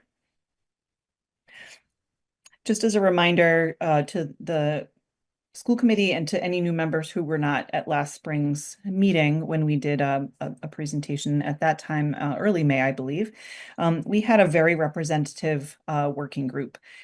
We had 2 members from each department and myself and Ms. Boulay. So 22 members in all. We took more of a senatorial model, if you will, so that we had 2 representatives from each department. And then there was a consistent feedback loop back to 2 departments. And with that, we'll do next slide, and I'd like to turn it over to Ms. Boulay. Hello, thank you. Happy to be here. I just want to start by sharing kind of our calendar. So we did have that group together. Really great representation across the staff, and we've been working on this for 2 years. So at the beginning of the process, our first meeting was actually June 2023. So when we fully got into meeting, we did a lot of looking at the research, reading literature together. We looked at some sample schedules. We engaged in site visits to other schools. And so we spent that first part of the process really looking at options and then trying to decide on one schedule that we could select for the 3-week pilot, which we arrived on at the end of that school year. And over the summer and into the fall, we did the planning for it. That included, putting together the schedule for the flex block, so organizing teams who would be able to work together professionally while other folks were working with students and providing some of that additional support to students. We also identified the MyFlex Learning platform, which is a software that schools all over Massachusetts and beyond are using to just manage signups. In October, we implemented the 3-week pilot. That was an intentionally planned time of year. It was early on, so not too disruptive to the rest of the school year. We did 2 full 7-day rotations, so it lasted about 3 weeks, 3 school weeks. And then after that, we spent November gathering feedback, both from students and staff. And then we continued to meet and make revisions. Got a lot more feedback from the staff on different aspects of the schedule. And we still continue to meet and review feedback. We did in the spring, just now, through our involvement with NEASC, get information from a couple of different schools that also engaged in very long-term pilots and had several iterations in their flex block design. So that's feedback that we just received. And now we're still in the process of planning next steps, which you'll see a little bit on the next slide, what our just example was for the pilot. If you don't mind switching to the next slide. Thank you. So this is just a glimpse. You can see the rotation schedule. We continued our rotation. We had dropped one period per day, and then the teachers and students would meet first thing the next day in the period that they didn't see the day before. We had 2 flex blocks per week. Again, we used the MyFlex learning platform so students could sign up to see teachers wherever they wanted to go during those flex periods. And we continued rotating. We also ran just 3 lunches instead of our current 4. So that was part of the pilot schedule. And with that, the next slide, I think I turn it over to... It's me, Janine. Okay. So student feedback, we had 383 students, 75% of the students who responded favorably with the pilot schedule. 25% wanted to keep the current bell schedule. A little over 500 students responded out of our 800 student population. When we looked at the written feedback, students generally liked the pilot schedule, but the written feedback was mixed. Mixed feedback on longer classes. Students generally liked dropping a class. Some students did not. Students generally liked the concept of flex block. However, there was some pretty critical feedback from students about how flex block was structured. And with that, I'll turn it over to Mike for the next slide. Yeah, so I'm going to talk about the staff feedback. And one thing I wanted to note is in the contract, it focuses on developing a consensus amongst the staff to facilitate an approval of a new schedule. And so by Robert's rules, that's defined as 2/3. And so that's the bar that we've been looking at. So the staff feedback that you see in the pie chart there is what we've seen before and after the pilot when we've surveyed multiple times. And so the staff has been very, very close to 50-50 on the drop part of the schedule. So that's more or less what we see in the data. And the thing about that is, you know, we're doing surveys trying to understand why. A lot of teachers, everybody wants to do what's best for students, but there's different views on how to do what's best for students. And there's definitely teachers that feel that it's reinforcing to see their students every day. And so that's a very valid point of view from some of the teachers, because there's actually no strong evidence for one schedule over another. There's other feedback, as Kate had mentioned, around flex block and its organization. And so couple key things: teachers want to work together. We don't have common planning time or PLCs, but there is concern over the structure of that. And I think some of that has been addressed since the pilot.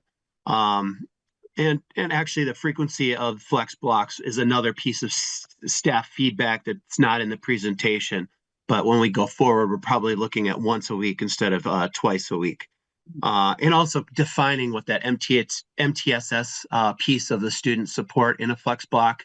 The teachers really want more definitive structure to what that looks like so that they can focus on helping the students and understand when it's appropriate for them to pull students. So, I mean, that's a little bit of the feedback. We have gathered a lot more feedback than that, but we're trying to understand where to go with our next steps. So I'm going to turn it over to Jen next for what we learned.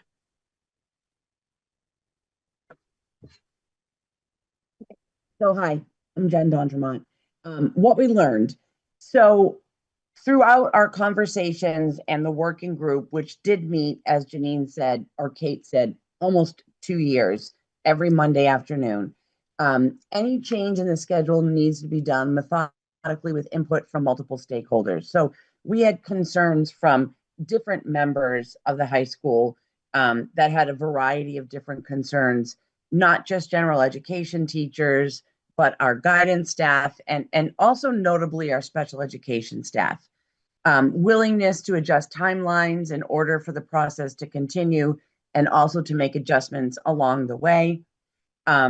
If Flex is implemented without clear definition and parameters, it is likely to be unsuccessful. So the majority of our staff feedback was around that short 3-week pilot schedule, and that there's a phrase that we've been saying as we've been meeting is that we didn't know what we didn't know. So 3 weeks just really wasn't for many people long enough to understand and buy into the flex model. And we need, a lot of people have come forth and said, we need more time to live a new schedule as a pilot and see, where the kinks were and how we can work them through. And I'll pass it on to Kate. Next slide, please.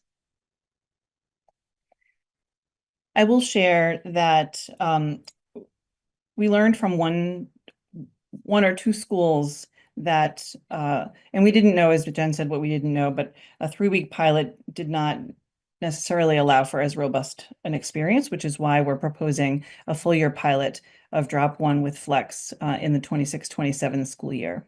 For next year, we are reducing from 4 to 3 lunches.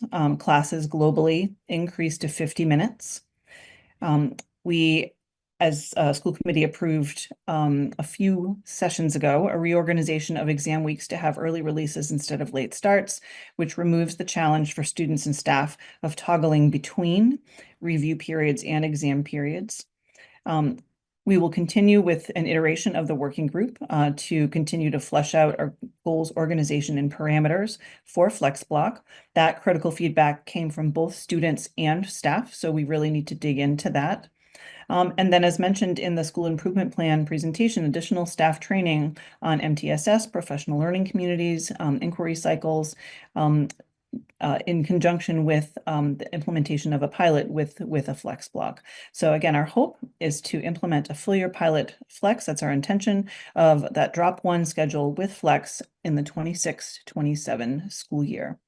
And with that, I will happily have our group take questions from the committee. Thanks for that. To Dr. Boynton and the entire team, thanks guys for being here. All right. Do we have any questions for the committee?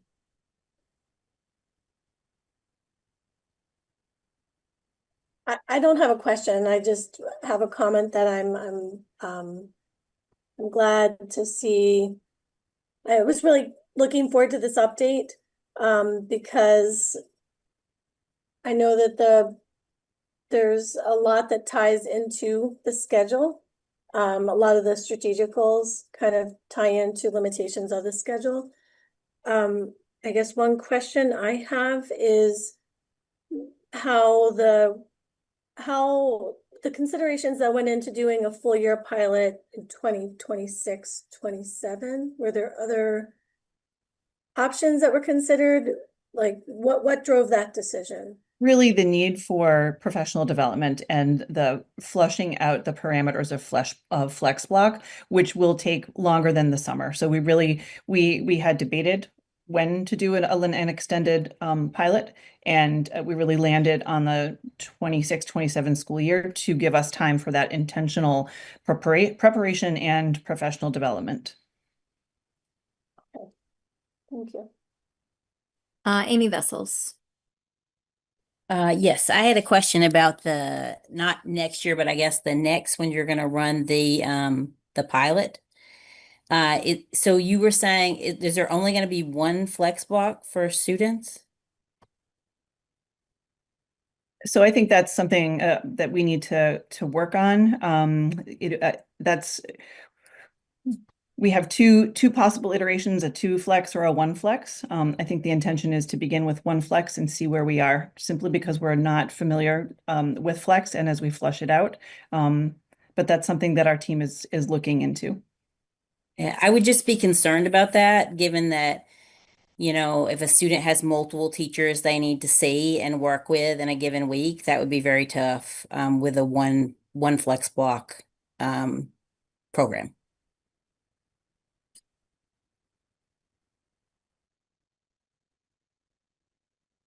Thank you.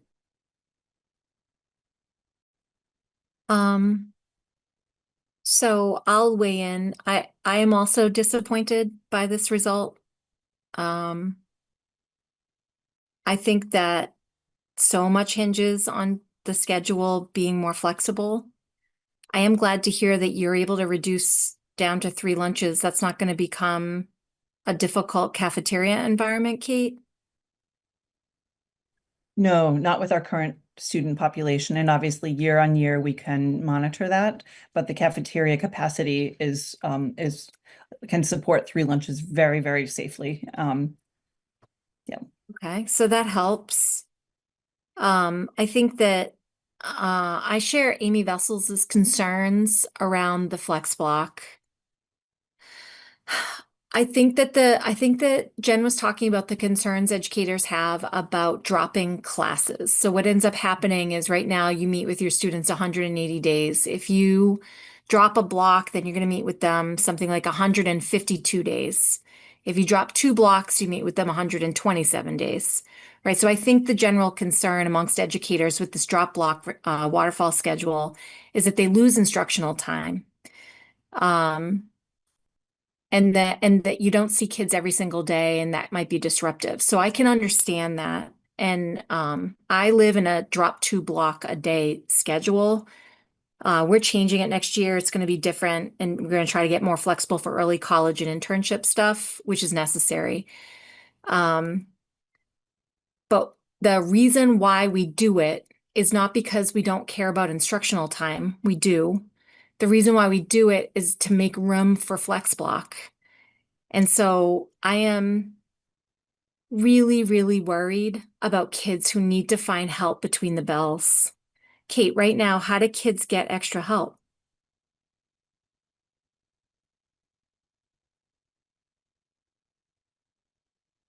During studies, before and after school is generally the time that that students receive extra help.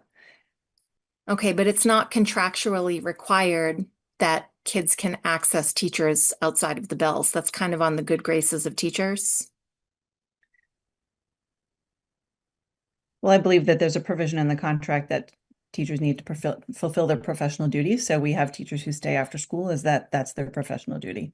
And right? and yes, To do thank you, that. Kate. And Leah, you were there at negotiations when we added that into the contract the last time. I never actually said in my comments about the drop. I think that you insinuated that, but I will tell you that the staff was philosophically divided with good intent.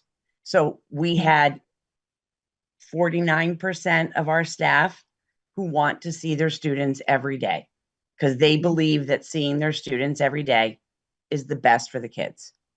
And then we had 51% who felt that a drop was a benefit and that a flex without a drop just wasn't enough time. There is no peer-reviewed research that supports a drop schedule over a not drop schedule, right? There is no perfect schedule.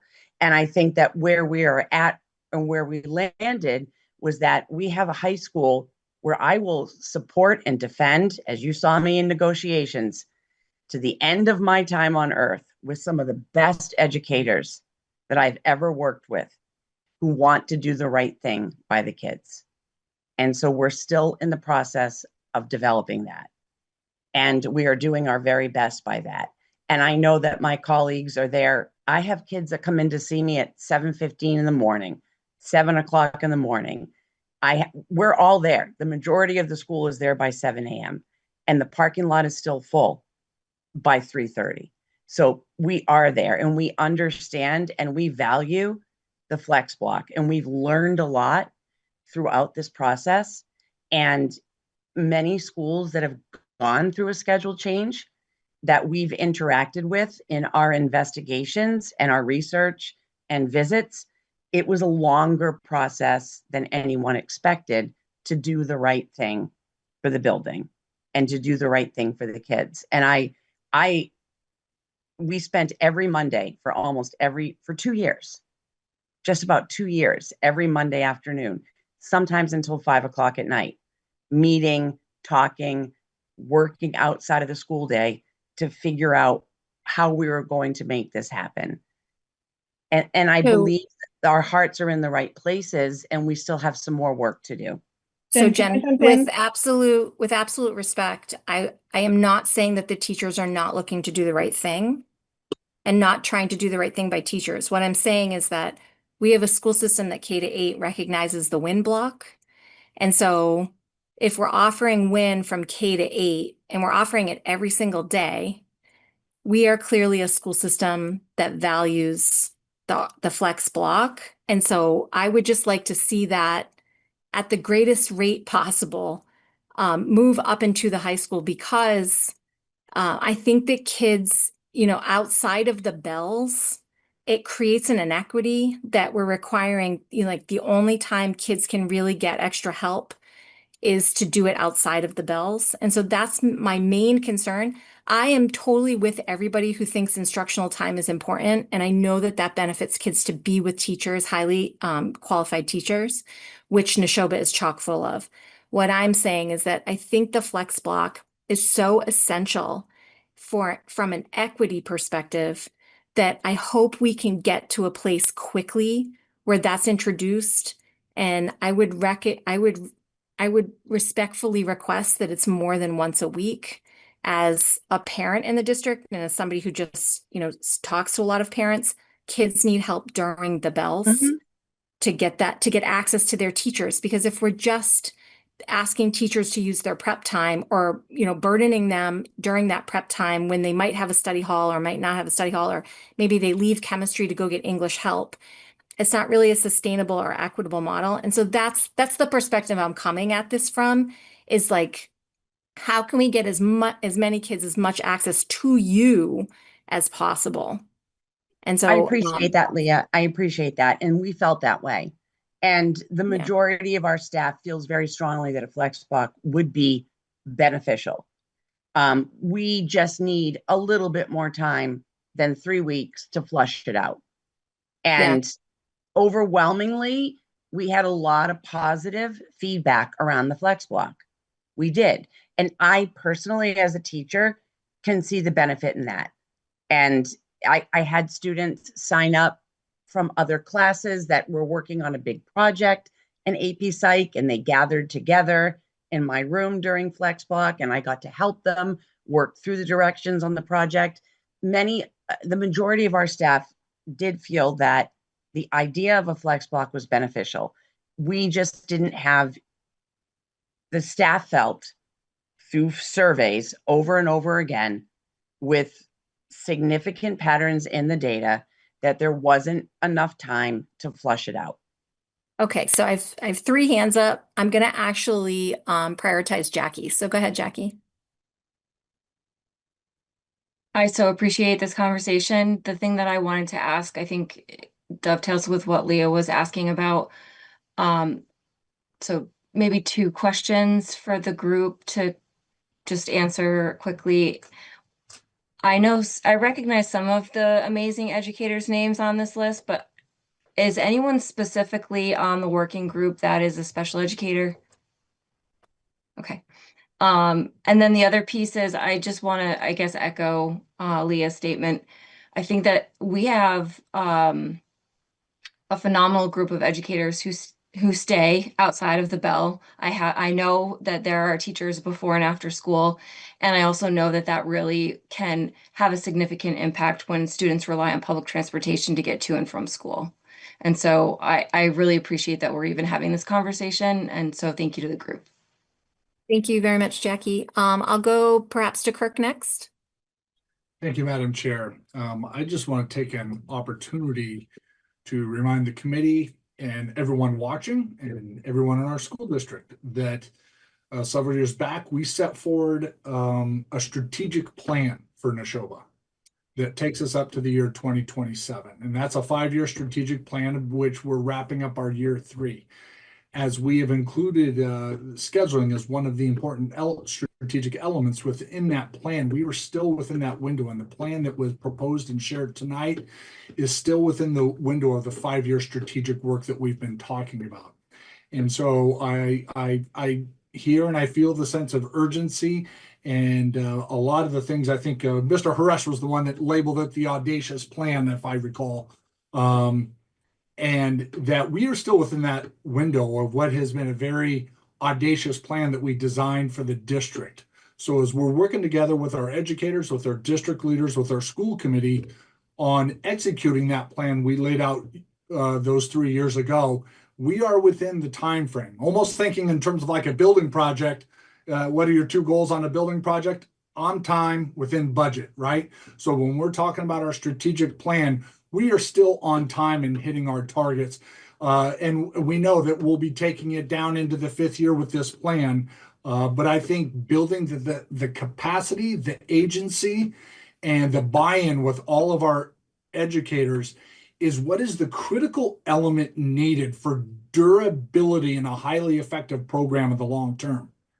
And I want to wrap my comments up by saying the feedback that we're receiving from our committee tonight is excellent feedback for us to be thinking about and considering throughout this process as well. And so we need to be looking at multiple stakeholders in terms of the impact of ultimately where we land with this. So that'll wrap up my comments, Madam Chair. Okay, thank you so much, Kirk. I wonder if there are any other comments from the committee or anyone else? Okay. All right, guys, we're going to move on to our next item in the agenda. I thank our guests for being here. We appreciate your time. Thank you, Jen. Thank you, Mike, for joining us tonight. Thank you, Madam Chair. Thank I think this is your last item of the evening. And Ms. Thank Boulay, you for having us tonight. Thank you. Thank you. We have great educators at the high school. They're awesome. Yes, you We do. love our Thank you, Jen. kids. Yes, we They're do. amazing. Yes, we do. Okay, guys, so moving on to the next item here, we have a vote that we're needing to take. And that is the appointment of Bob Sikansky as the chair of the Nashoba Regional High School School Building Committee. And I'm going to turn to Amy for a motion. This is something we talked about last time, but today we're going to vote on it. Thank you. Let me pull up the motion. I just want to make sure I get the language right. Yeah, please do. That's fine. I had something else pulled up related to this, but not the motion, so sorry. Okay. I I would like to move to appoint Bob Sikansky as the chair of the Nashoba Regional High School Building Committee. And Leah, if you would like me to provide any kind of statement or explanation, I'm happy to do that too. Yeah, so I'll second that, Amy, as the other member of the school building committee, and I'll turn it to you to just give a little bit of background before we take the vote. Sure. Yes, so I'm just going to remind the committee that Joe Gleason was serving as the chair of the building committee, and I guess since his resignation, I have been filling in as the acting chairperson of the building committee.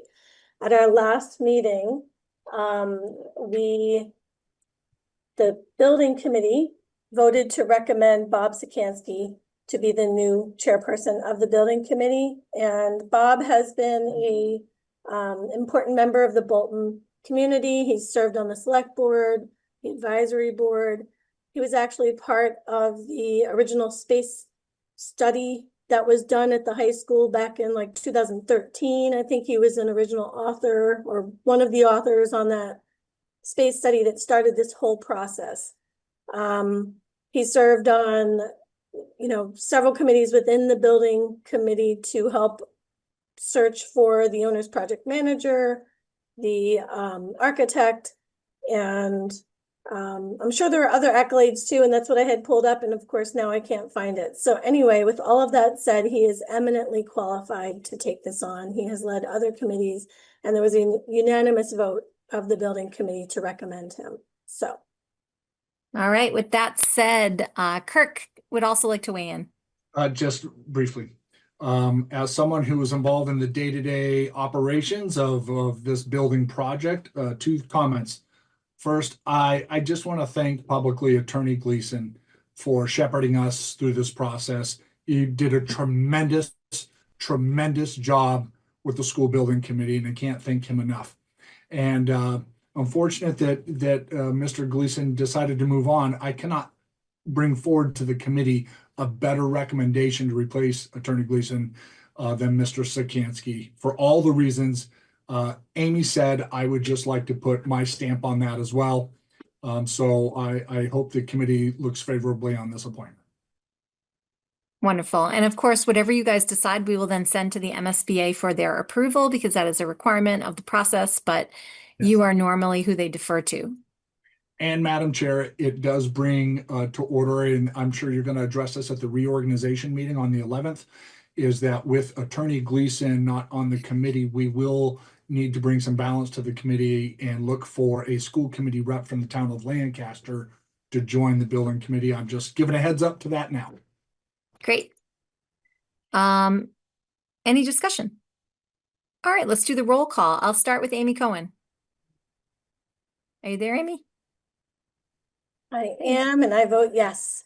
I vote yes as well. Jackie? She says yes. Yes, sorry. That's all right. Robin? Yes. Shondor? Yes. Sharon? Yes. Amy Vessels? Yes. Lindsay? Yes. And Scott? Yes. Wonderful. I want to formally thank Bob for taking this on. It is a tremendous amount of work, and the committee and now this committee feels very strongly that he is the one to shepherd us here to the end. So thank you, Bob, shouting it out through the ether here. We appreciate you. On to the next piece here, which is the superintendent evaluation. And Sharon, is there anything that you would like to say about the feedback survey? I could do it if you want me to, but if you have anything that you want to say about the results there that the personnel subcommittee found. Sure, I can do that. So it was 2 meetings ago where we went through the process of a training for the evaluation cycle, and thank you to everyone who sent feedback through the Google form that helped us to know what was helpful about that presentation and what we can do better.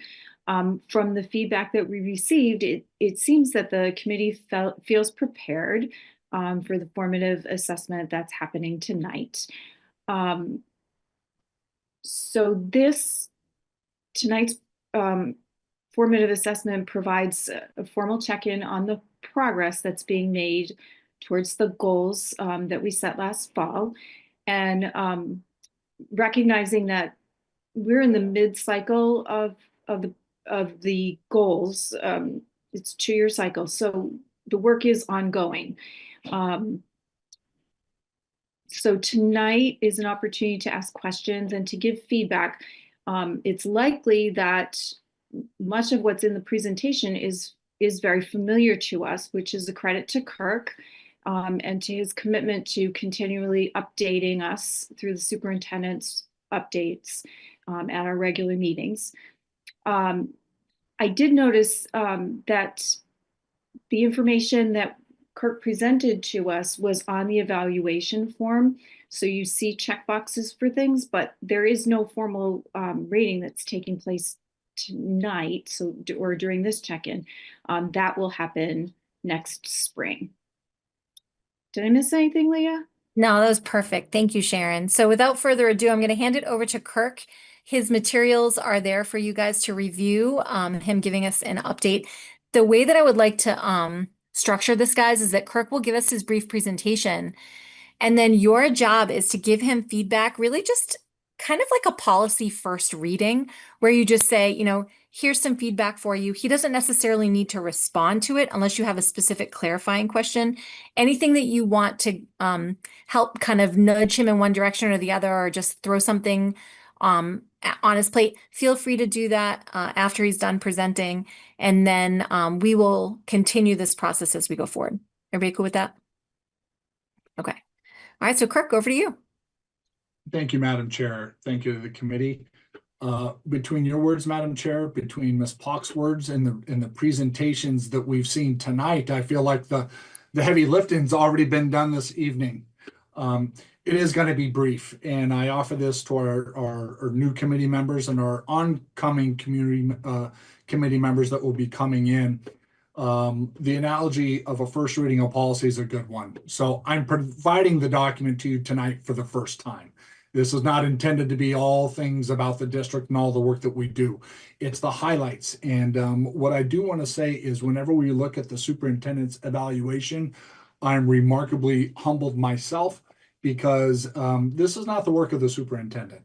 This is the work of the hundreds of educators in our system, the dozens of leaders in our systems, and our team of cabinet officials that work so hard to move the strategic objectives of the district forward. So I've already used my speech on the strategic plan earlier tonight, so I'll skip over that so you don't have to hear it a second time. But I'll walk everyone through this document briefly. Know that this is a dynamic document, which is why I've shared it to you in view status and printed it, posted it in PDF status. And the idea behind that is as you take a look at this document in the coming weeks, you'll have an opportunity to share some feedback through the chair. And we will be coming together in the fall for our summer retreat to kick off the year in the end of August. So we have some time to gather that feedback. So with that being said, I will share my screen. Madam Chair, confirm that it's showing. I can see it. Yep. Okay, yep. Great. So I'm just going to breeze through the document. I'm not going to read through it tonight. I think you all can do that at your leisure to grab some of the detail, but I'll show you how it's designed. This is going to look like redundant language because it is set up, and I provide this through the template that we have as just a walk up to ultimately what will be the summative evaluation that Ms. Pock already spoke of. As we divide it into the superintendent goals of student learning and our professional practice, we have our district improvement goals, which are the strategic objectives, and the performance standards are the standards that we agreed upon that at the end of year 2, these are the key standards. So you'll notice there are no links in terms of evidence underneath the standards in this formative time. All the information that I'm providing to you lives beneath the goals and the objectives. So our first student learning goals is that measurement goal of looking at 70% growth rates on our STAR 360 early literacy, reading, and math assessments. The key element of that was presented to this committee by Ms. Friend earlier this year. We continue to see that in general as a district, we're meeting that mark. However, we do see sub areas that we address, and we will continue to address them. But this takes you back to that presentation on that evidence. We're currently doing our end of the year assessments, and in the fall, we'll be coming back to the committee on our learning there. Our professional practice goals around each and every student having equitable access to challenging high-level learning experiences that foster engagement, academic growth, with the goal of eliminating disproportionate enrollment in advanced courses among traditionally marginalized subgroups. So you heard some conversation tonight about leveling. That's going to be an important element of that. The activities that were described tonight in the school improvement plans addresses what we're trying to do, even at the earliest grades, of making sure all students are getting high-level engaging instruction. And so we have worked on that through the collaborative walks that Assistant Superintendent Friend led our district team on all throughout the year. We visited each other's schools, classrooms in each other's schools, so that we could begin to walk those conversations and our observations of where we see excellent teaching around the district. You heard of the work regarding Dr. Khalees Warnham and Dr. Larry Epstein already this evening, so I'll move through that. We know in the K-8 model, the what I need to know block is really a targeted block for that instruction. This is a piece that a couple of the committee members noticed tonight, that this is the type of concept that is needed at the high school, at what is an appropriate high school level. And you saw our team present on that and how we look to move forward to that by the time we wrap up the strategic plan. The implementation of our curriculum. And then again, I spoke to the professional learning on-site visitations and coaching walkthroughs. The next section, section 2, is around the district improvement goals. These are 4 strategic objectives. So you can see the first objective is around communication. I would like to amplify that, yes, looking at a focus on that at the high school is going to be important in the upcoming year. And we'll continue. A lot of what is in that strategic objective of communications has been launched. Feedback has been heard about streamlining some of those communications. Madam Chair, I couldn't help but giggle that we've swung the pendulum in another direction in these past 4 years. And so I think streamlining communications is a good problem to have. And so we will certainly work on that. And I've already provided that to Ms. Hannigan, and we're working on those strategies. In terms of strategic objective 2, this is the strategic objective of what we are all about in education. It's the teaching and learning bucket. And so the activities are listed here, and the evidence that you've seen around the professional development schedule this year, the curriculum guides, the curriculum review cycles, particularly for math and science this year, where you recently saw some presentation, the acquisition of high quality instructional materials with Imagine Learning and EL Education. We just saw the math recommendation for those high quality instructional materials coming into next year. We continue to look at growing, improving our MTSS multi-tiered systems of support structures. I would like to point out that we did bring in the 3rd pathway this year. Success to all of our pathway educators, Assistant Superintendent Friend, as well as Ms. Hannigan for bringing that in. And then we also, in an element of that, the Great Road podcast, season 2, 8 episodes, led by our Director of Digital Learning and Innovation, Mr. Stefanowitz. Dropping in a strategic 3 is looking at those equitable opportunities for all. And so this is where we're looking at our surveys. And Madam Chair, I agree with you on the surveys. And I frankly have issue with 5-point surveys. This is why a lot of Liker sales go to 4 points, so that you don't have a middle point that is a toggle place. So we're going to be looking at our surveys this year over the summer and recalibrating those surveys. And I think it's a good time to do that since we've established this culture of surveying over the last 3 years. Strategic objective 4 is around our finances and human resources.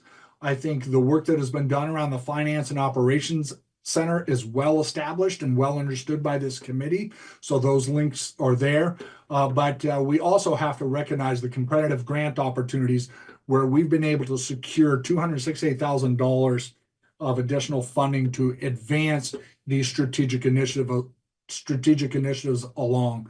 Assistant Superintendent and her team have been tenacious in acquiring these grants, and I know we will continue to do that to help augment the NRSD budget. So it's at that point, Madam Chair, I'm going to take a breath as I did a little speed read through the document, and I know that's a very general overview. It's not meant to go into great detail with you all tonight, and like I said, please dive into this document, look at those things that are provided. If you're looking for more elements to be included in the particular areas, provide that feedback to the chair. She will coalesce it together so that we can be looking at that as we develop our strategic work for the next school year. With that, Madam Chair, I will stop sharing and hand back the mic. Excellent, thank you. I always know our eyes are on the clock, but I want to give you guys an opportunity to share anything publicly here that you would like to help the superintendent, help guide the superintendent as he guides his team.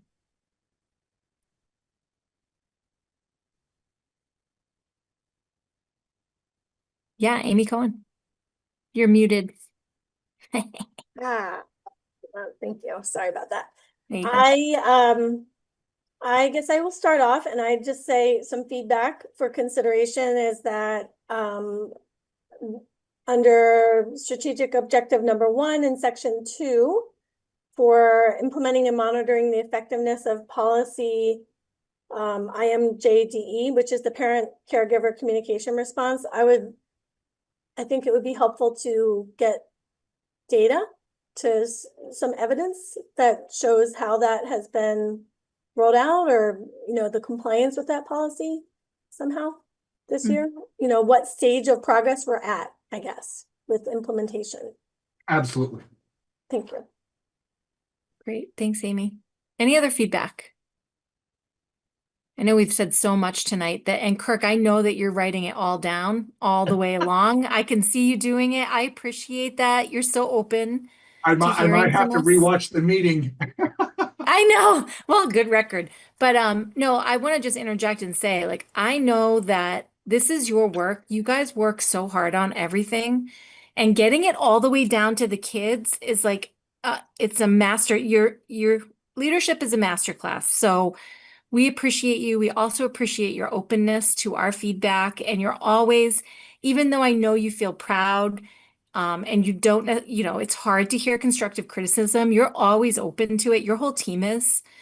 And so I just want to thank you for that because it means the world to me in particular, but I think to most parents when you just demonstrate a listening ear. So on that note, I'm going to go over to Jackie.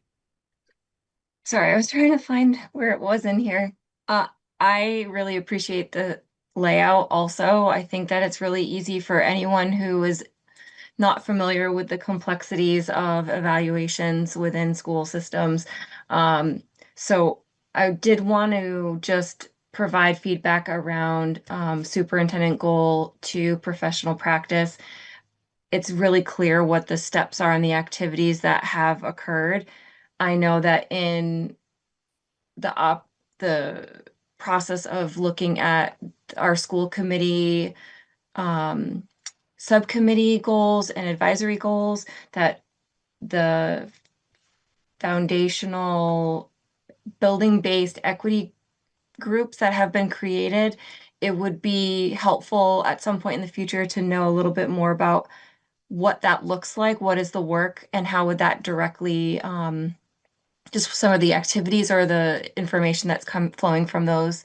And then also specifically to loop back to the development of a district equity statement, which I know was something that the district equity group was working on. And I know that that's an ongoing process, but I know that that was a recommendation from DRJ. It was in the equity audit and would love to see at least something tied into this goal because that work is happening. Two things, Dr. Reinert. Thank you for that reminder on the statement on equity. Absolutely. I think in terms of evidence of how we're advancing these schools, maybe some sample agendas of how we've taken the district work to the schools might help out. Our principals will be happy to give me some sample agendas on that. Thank you. We've done it in two ways. We've embedded equity is expected in every faculty meeting. An element there, but then we also have our equity team, school-based equity teams that are doing work. So I'll look for examples of both of those to add to the evidence for the future. Thank you. Awesome. Thanks, Jackie. Any other comments or feedback? Again, knowing so much has already been said, and you also have time to provide that feedback in writing if you choose. Just last call for anything you'd like to add.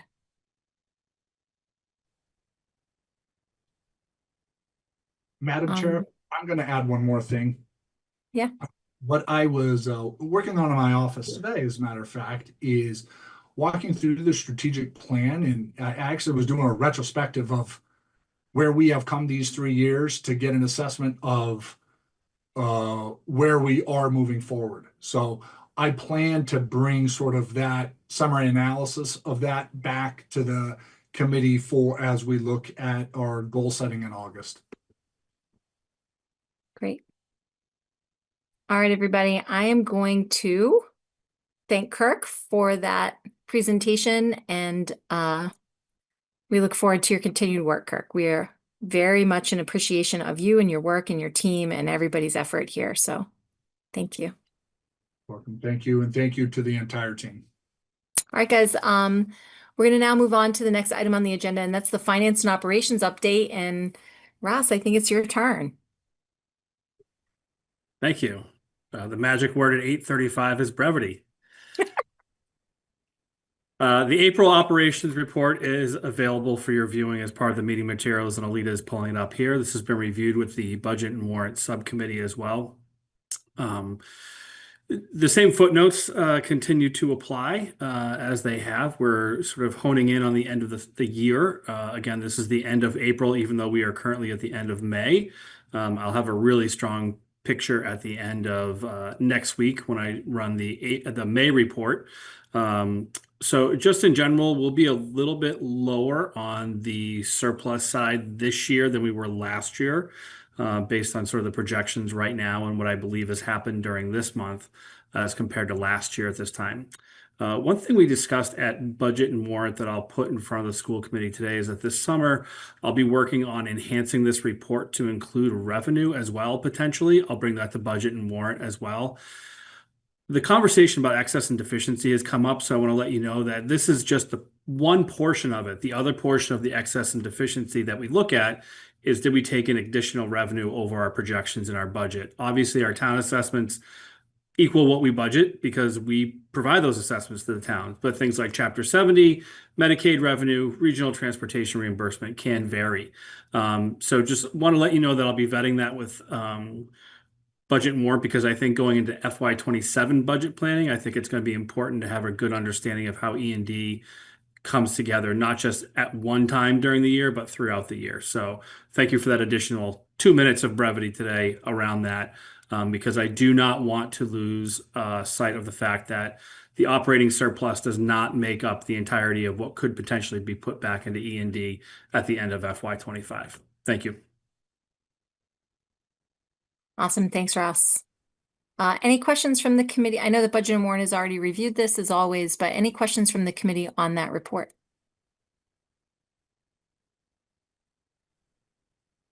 All right, guys. So we're going to move the agenda now to some unfinished business. And the first item here is to appoint a new Assistant Superintendent of Finance, Operations, and Safety. And I'm going to turn to Amy for a motion. All right, I would like to move to accept the superintendent's recommendation to appoint Mr. Ross Mulcairn as the Assistant Superintendent of Finance, Operations, and Safety. Do I have a second? Second. Good job, Sharon. You got to the mute button fastest. Any discussion on this item? Seeing none, we'll take the vote. And I will start with Amy Cohen. Yes. Congratulations. And Sharon. Yes. Robin. Yes. Amy Vetzels. Yes. Jackie. Yes. Scott. Yes. Shondor. Yes. And Lindsay. Congrats and yes. And myself. Congrats to you, Ross. We're happy to have you, and we appreciate your leadership. Thank you. Thank you to Superintendent Downing, and thank you to the school committee. Looking forward to getting started in the expanded role. So thank you.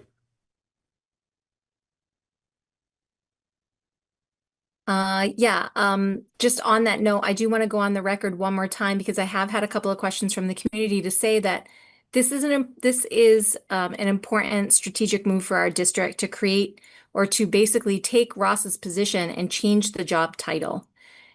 This is commensurate with the work that he does, with the value that he brings, and with the competitive job market that is abound. We're happy to keep Ross in district, and we have just certified that providing that different title is important. Madam Chair, if I may comment? Please. It also aligns with our strategic plan in domain 4 in our distributive leadership design. Yeah. All right. So next, guys, we have our school committee goals check-in. And I'm actually gonna drive the bus here, Alita, if you don't mind. And goodness knows, I don't want to share anything weird. So let's see if I can do this right. Can you guys all see the spreadsheet? Yep. Okay. So thank you to the subcommittee chairs for submitting their updates. This will hopefully make this a fairly straightforward process for the community. You can all see that we had proposed goals. They're on the main page of our website as well. We had proposed these goals back at our workshop. We finalized them in September. Ultimately, the goals were then assigned to a subcommittee to kind of shepherd through the year. We are on a 2-year cycle. This is a formative check-in for us as well to see what progress we are making. And so as we go down here, there are, one per goal. And so I'm going to slide the spreadsheet over and show you guys what was reported back by the subcommittee chairs. And I'll just ask the subcommittee chairs to give a very brief overview of the progress that your subcommittee is making toward one of our goals. I'm going to start with budget and warrant, and that is Scott. So Scott, can you just give us a quick rundown here?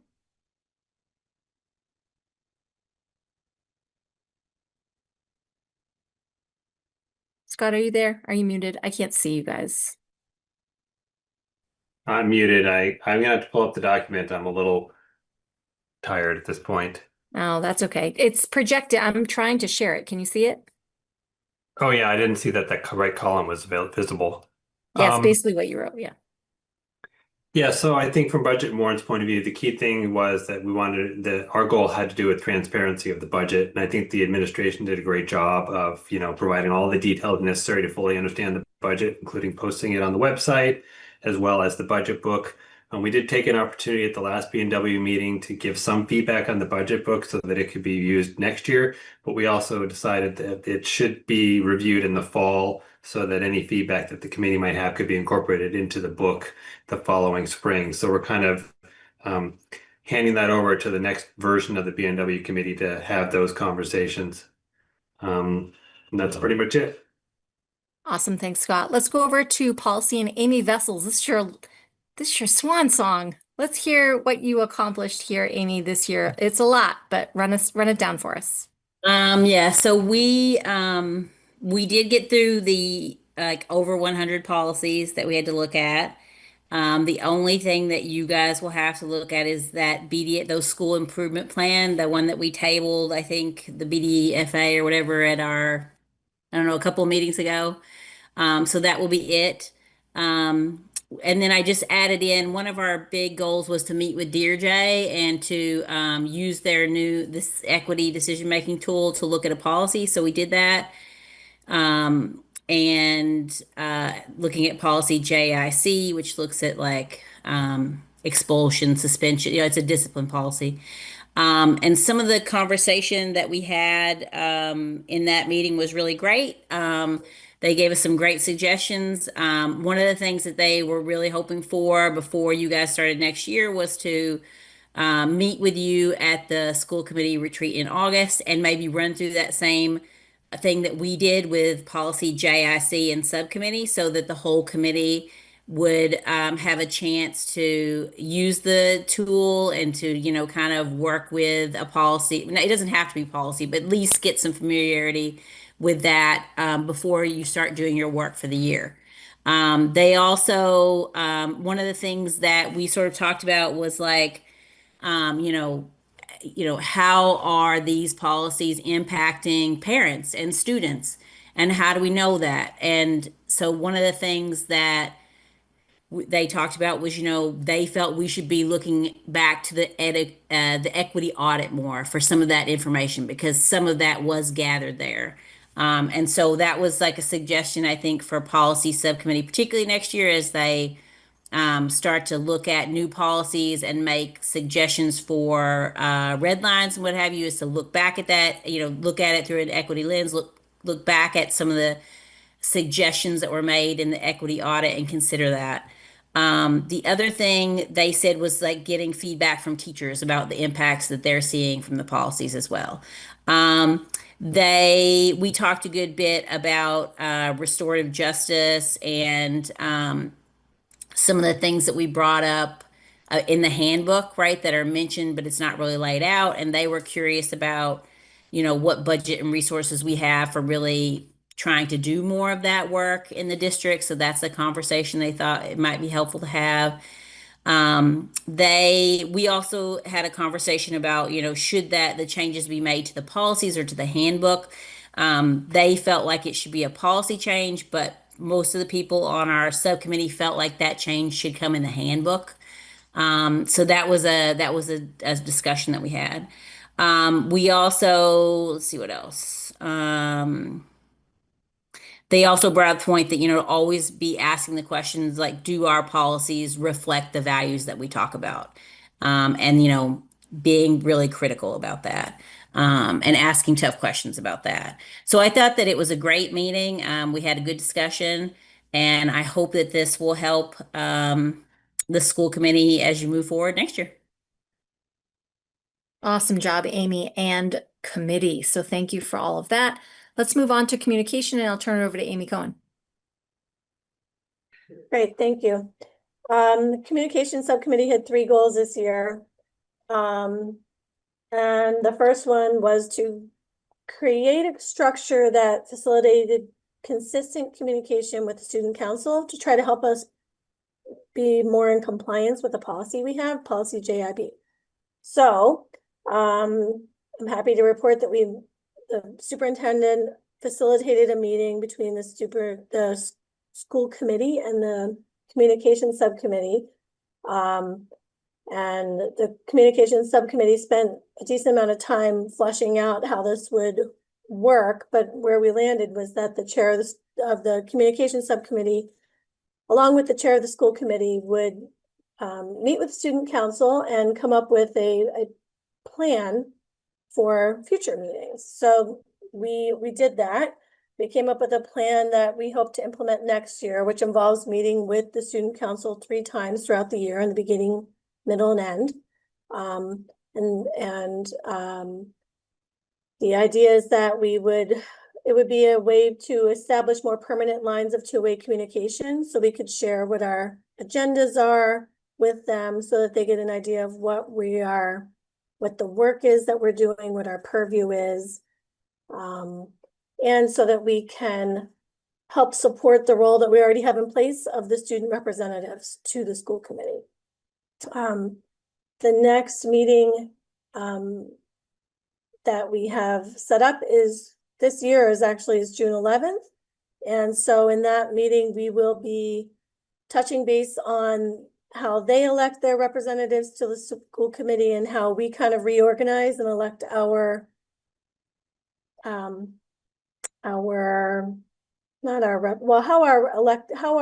representatives are elected, and then how we elect our leaders. All right, the second goal we had was to explore opportunities for improving access to meeting materials and archived information on school committee meetings. So what we did was develop a survey. I think we brought this to the school committee just a meeting or 2 ago. That survey has been shared out by the superintendent, and I was just checking the results. I think we've only gotten about 25 responses so far, so it's going to go out again this week. And this is a busy time of year for people, so we'll see how many responses we get, but hopefully we'll be able to get some good data that the communication subcommittee can reflect on next year to help finish working on that goal of taking a fresh look at the school committee website, reorganizing it in a way that's most useful to the end user, the parents, the caretakers, and students. The last goal we had was to finalize the formatting of the school committee manual, and that's actually, we kind of did these goals in reverse order. That was the first one we did, and we tackled that pretty quickly, and Alita posted that on the website. So I think moving forward, that should just be something that we're updating annually, but the bulk of the work was done last year, and we just kind of finished it this year And hopefully it won't be much work going forward. Awesome. Thanks, Amy, so much, and to your entire committee. We appreciate it. On to personnel and Sharon. What's going on here? So personnel's overarching goal really had to do with the evaluation process. It started in the summer with getting input from the committee on which indicators would be used in the superintendent evaluation. And then we've worked on continuing to revise and make the evaluation trainings be more effective and be as helpful as possible for committee members and for anyone in the community that is interested in learning about that and understanding how that works. So we did that presentation for the formative assessment about a month ago. We asked for some feedback from the committee about how effective that was. So we were able to get some information about what was useful, what might be more helpful. And so we have that data now from that feedback, and we'll in the fall work on implementing some of those suggestions as we move forward into the second year of the goals. Excellent. Thank you, Sharon, and thank you to your whole subcommittee.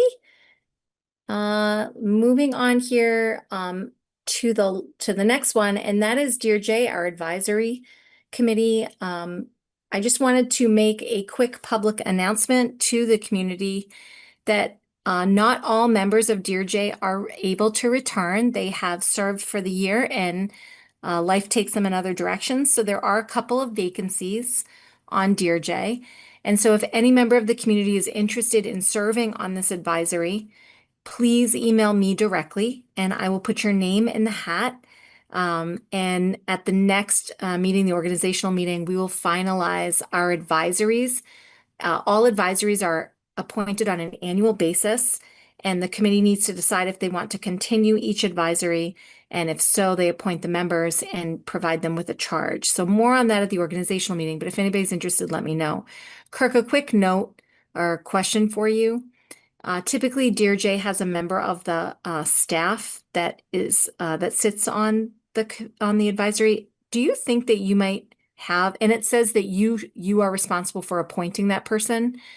Do you think that you might be able to find a staff member or maybe two who would want to join? The answer to that question is yes. Sorry. Another note. I will follow up with you on that. The answer to your question is yes, but let me do some work on that. Okay, because that was one of DESE's requests. They would love to have a staff member to better understand the whole context. And at this point, I'm going to turn it over to our liaison to give us, Jackie, what hopefully is a brief update on what DESE is up to. I think they might also be presenting on the 11th. Is that right?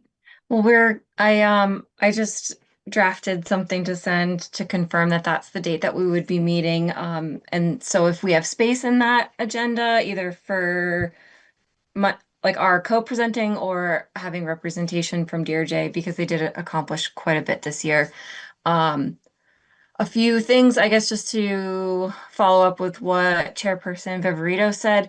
They are specifically casting a wide net, and we have, as a school committee, really identified the lack of representation equally across the three towns. So I would be strongly encouraging any Lancaster residents listening to, if they're interested, submit their name to our chair. The other thing that maybe Superintendent Downey can talk about with you, Leah, is the possibility of having something like an associate or associate school member. So basically that person would not affect quorum.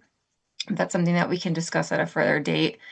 There was a lot that Amy Vessel's already summarized, but I did want to just say that, the ongoing work that we're doing as a school committee is supported directly through DRJ. So they did present to us at the beginning of the school year. They had 3 priorities. I'm really excited to indicate that we've, I think, almost successfully completed 2 out of the 3 recommendations, and I have a feeling that the 3rd will be clarified at a later time. And that as we're moving into this next phase of year 2, it will be really looking at successful implementation of the decision-making tool in other arenas other than policy. And so we'll be looking towards our workshop to figure out how that might look. Fantastic. Thanks so much for that, Jackie. I appreciate all your work there. Negotiations, there was no goal. Scott, we had a pretty rudimentary goal for audit advisory. Is there anything that you want to add here at this stage of the game, even though it's kind of No, pre-audit? I'm still trying to arrange a meeting. Got it. No problem. So I'm going to write more to come soon. All right, everybody, that is the formative goal update for your school committee's goals 24 from the 2024 to 26 cycle. I'm going to stop sharing. Now I can see you all. We'll now move the agenda to the next item, which is, I think that we've perhaps already covered this, but Amy and or Jackie, is there anything else you want to say about the decision-making tool update? No. Yeah. Okay. So that's really exciting. I linked it in the goals spreadsheet. You guys can check that out if you want. This is perhaps something that we could focus more on at the workshop. So we'll see later. All right, guys, items for next agenda. We do have the agenda is going to, I'm going to change the planning committee or the planning calendar to the 11th. We will meet in the school committee conference room. We have a couple of updates from the superintendent. We have basically the reorg and hopefully a Dear Jay co-presentation, or just Jackie will present to us to give us even if we need more information. Jackie, maybe you and I can talk about whether or not that's a necessary step. If Dear Jay has something to present and would like to, it doesn't have to happen, but we're always willing to welcome those friends to the meeting. Anything else that you guys want to see on the planning calendar? All right, it's bound to be a quick one, but famous last words. All right, that's all I'm seeing there. So everybody, the last thing that I want to say one more time, can we all thank Amy Vessels for her work over the last 3 years? Oh, she's gonna make fun of me every day now. Amy, you're awesome. What would we do without you? Your expertise has been such an enormous asset to the school district. Most of school committee volunteerism kind of goes unnoticed, but if it does, that means it's working. And so I really appreciate you and thank you. Yes, Shondor. Any last words, Amy? Just thank you for being so wonderful to work with. It's been a great experience. Being a teacher, I was already familiar with some of it, but I've learned a lot, and it's been really, it's been wonderful to be so much a part of my own kids' schooling experience, and to know how all that's happening and how much work is going into making things better for every student. So that's been really rewarding. Thank you. Thanks, Amy. And at the June 11th meeting, we look forward to welcoming Matt from Bolton and Jillian from Lancaster. They have already gone through the school committee orientation with me, which is required by our bylaws. And so they will hopefully be able to join us, hopefully. I know it's kind of a pop fly meeting at this point. So on that note, guys, at 8:59, I'm going to move to adjourn. Do I have a second? I'm going to give it to Amy. Amy Vessels, say it. Yeah. And then Amy, you get to vote first. Yes. I vote yes too. Robin. Yes. Jackie. Yeah. Yes. Sharon. Yes. Amy Cohen. Yes. Scott. Yes. Shondor. Yes. And Lindsay. Yes. Adios, amigos. All right, bye-bye.